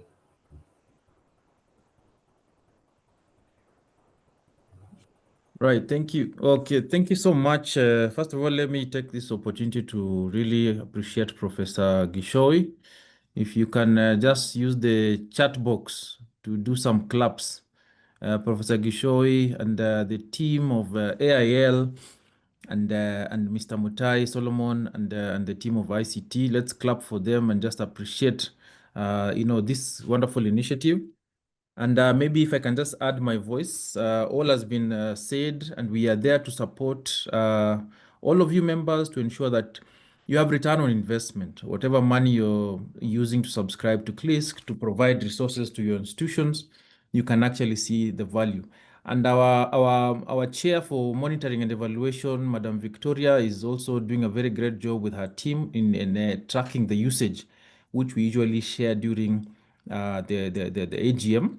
At the same time, they are going to come back to you and provide capacity building to ensure that all of you are able to provide those very critical statistics. So we are going to keep on supporting you. And as Professor Gishui has mentioned, whenever you have a challenge, before, hitting that, I hear it's called gaslighting or panic button on the groups, yeah? Just try and reach out to our colleagues. They are there to support us. And, before you know it, you'll find out that actually the challenge was on your side and not necessarily on the KLISC end. But at the end of it all, we learn. Each day is a learning process. Now we know how and why we have some of the challenges that we have and in our institutions that, make us not access the resources. So as I wrap up, let me just share this screen. I'll be mentioning 3 things. And in case I've not answered a question, maybe Prof, you can remind me so that I can attend to it. So the IFL resources, as Mr. Mutai has mentioned, are acquired separately. These are free, but you can only access them by filling in a license acceptance form. So this is different from what you access directly through us, because what you access through us, you have an MOU with KLISC, and that is why you have access to them. What you have access to through IFL, you need to fill in a license acceptance form, which binds your institution with the publisher. In case you infringe copyright, it is you and your institution that will be liable for the repercussions. But I know librarians are noble people, they don't do such things. So kindly fill this form. Just go to the KLISC website, go under downloads, resources, click on downloads, download the form, send it to my email. My email is very simple, arnoldmwanzu@gmail.com, or you can also use the KLISC email address, which is arnold.mwanzu@klisc.or.ke, and I'll be able to forward them for processing to the IFL team. There's a very good resources. JSTOR is a wonderful resource with quite a number of resources that have, not embargoed. We have Royal Society, we have Site. Site is a wonderful, it has artificial intelligence. So if you're looking for an AI tool, Site is there for you, free of charge. We have Edward Elgar, we have Duke, we have Company of Biologists, we have, and then the list of 2025 resources. So before you check, and as Mr. Mutai mentioned, you will not have access to all those resources. Some of them were provided by INASP, who left in 2018. So resources like Chicago or, Chicago or Cambridge, just Chicago, and there's another one called Marianne Liebert. Those can only be accessed by people who are already members by 2018. So that's it in terms of, IFL. And then Research for Life, I cannot, I think Research for Life will have another workshop in the next month, which will also invite all of you. We are now the official country connector for Research for Life. Now, for you to know whether you have access, this is the registration form. But before you go here, just go to Research for Life website and check whether your institution is already registered. It is, you just put here your country, Kenya, and then you check. It has been arranged by city. So before registering, just confirm whether you have access to Research for Life. And in case you find your institution here, but you don't know the username and password, and you are the head librarian, we request that this registration only be done by the head librarian. Because if you look at this form, it has to even be authorized by your vice chancellor or director general or CEO. So the contacts have to be provided there. The director, as you can see, it's required, who is the head of your institution. Their email address has to go there. The reason is because in case your institution, maybe breaks the rules of Research for Life, your password will be withdrawn, and that email will be sent to your director indicating the reasons as to why. Some of the reasons are maybe it's abnormal downloading of papers. I've seen somebody asking on the chat why they're only allowed to download one chapter instead of the whole book. This is simply because some publishers have certain requirements, like for instance, DRM, Digital Rights Management, whereby you are not allowed to download the entire book at once, but you can only do a third of the book, which could be 1 or 2 chapters at a time. And then the next day you also proceed. So please fill this form in case you don't have access. We'll be doing targeted training to the low using institutions. You have Research for Life, but your usage is very low. So we will be doing targeted training as we also focus on the Research for Life Knowledge Ambassadors, which we will be launching in our conference in November. And that brings me to my last point as I close this. We have our conference in November at what's the place called? So just to the website, look for events. So if you come and click on the conference is here. So just visit the conference page for more information. This is where it's going to be. We are charging you very little money, 25,000 shillings for 4 good days at this is a 5-star hotel.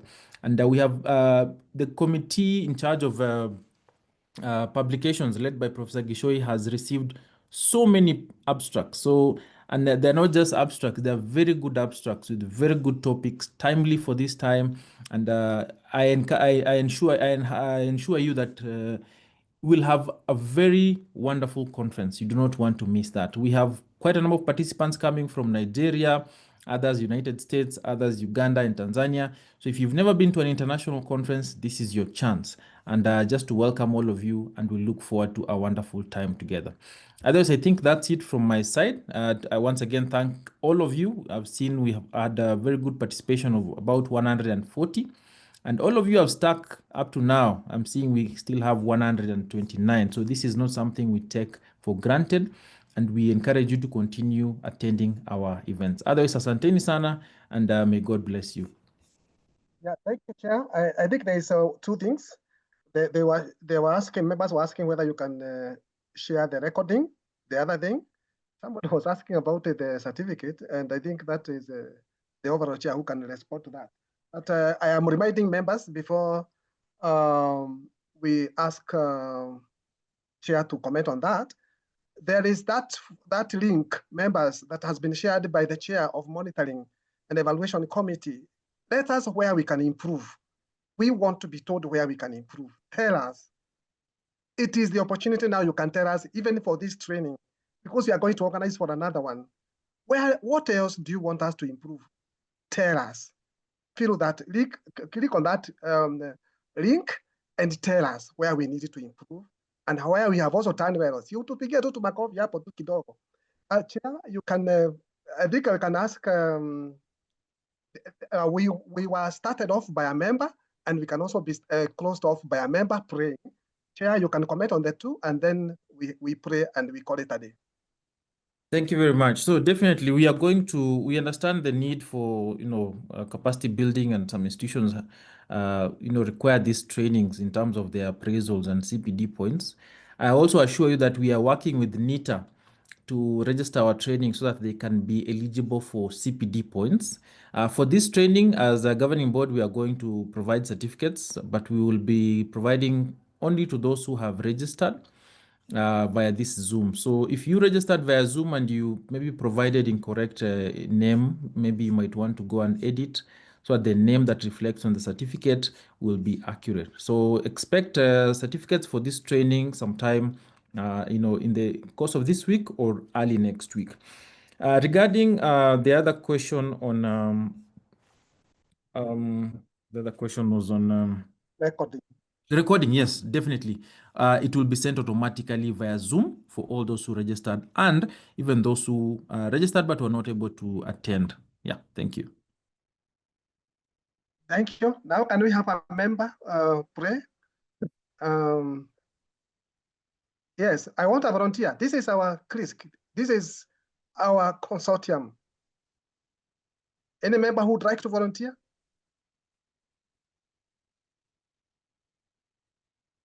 Dinda, are you there? You can also cross for us once more.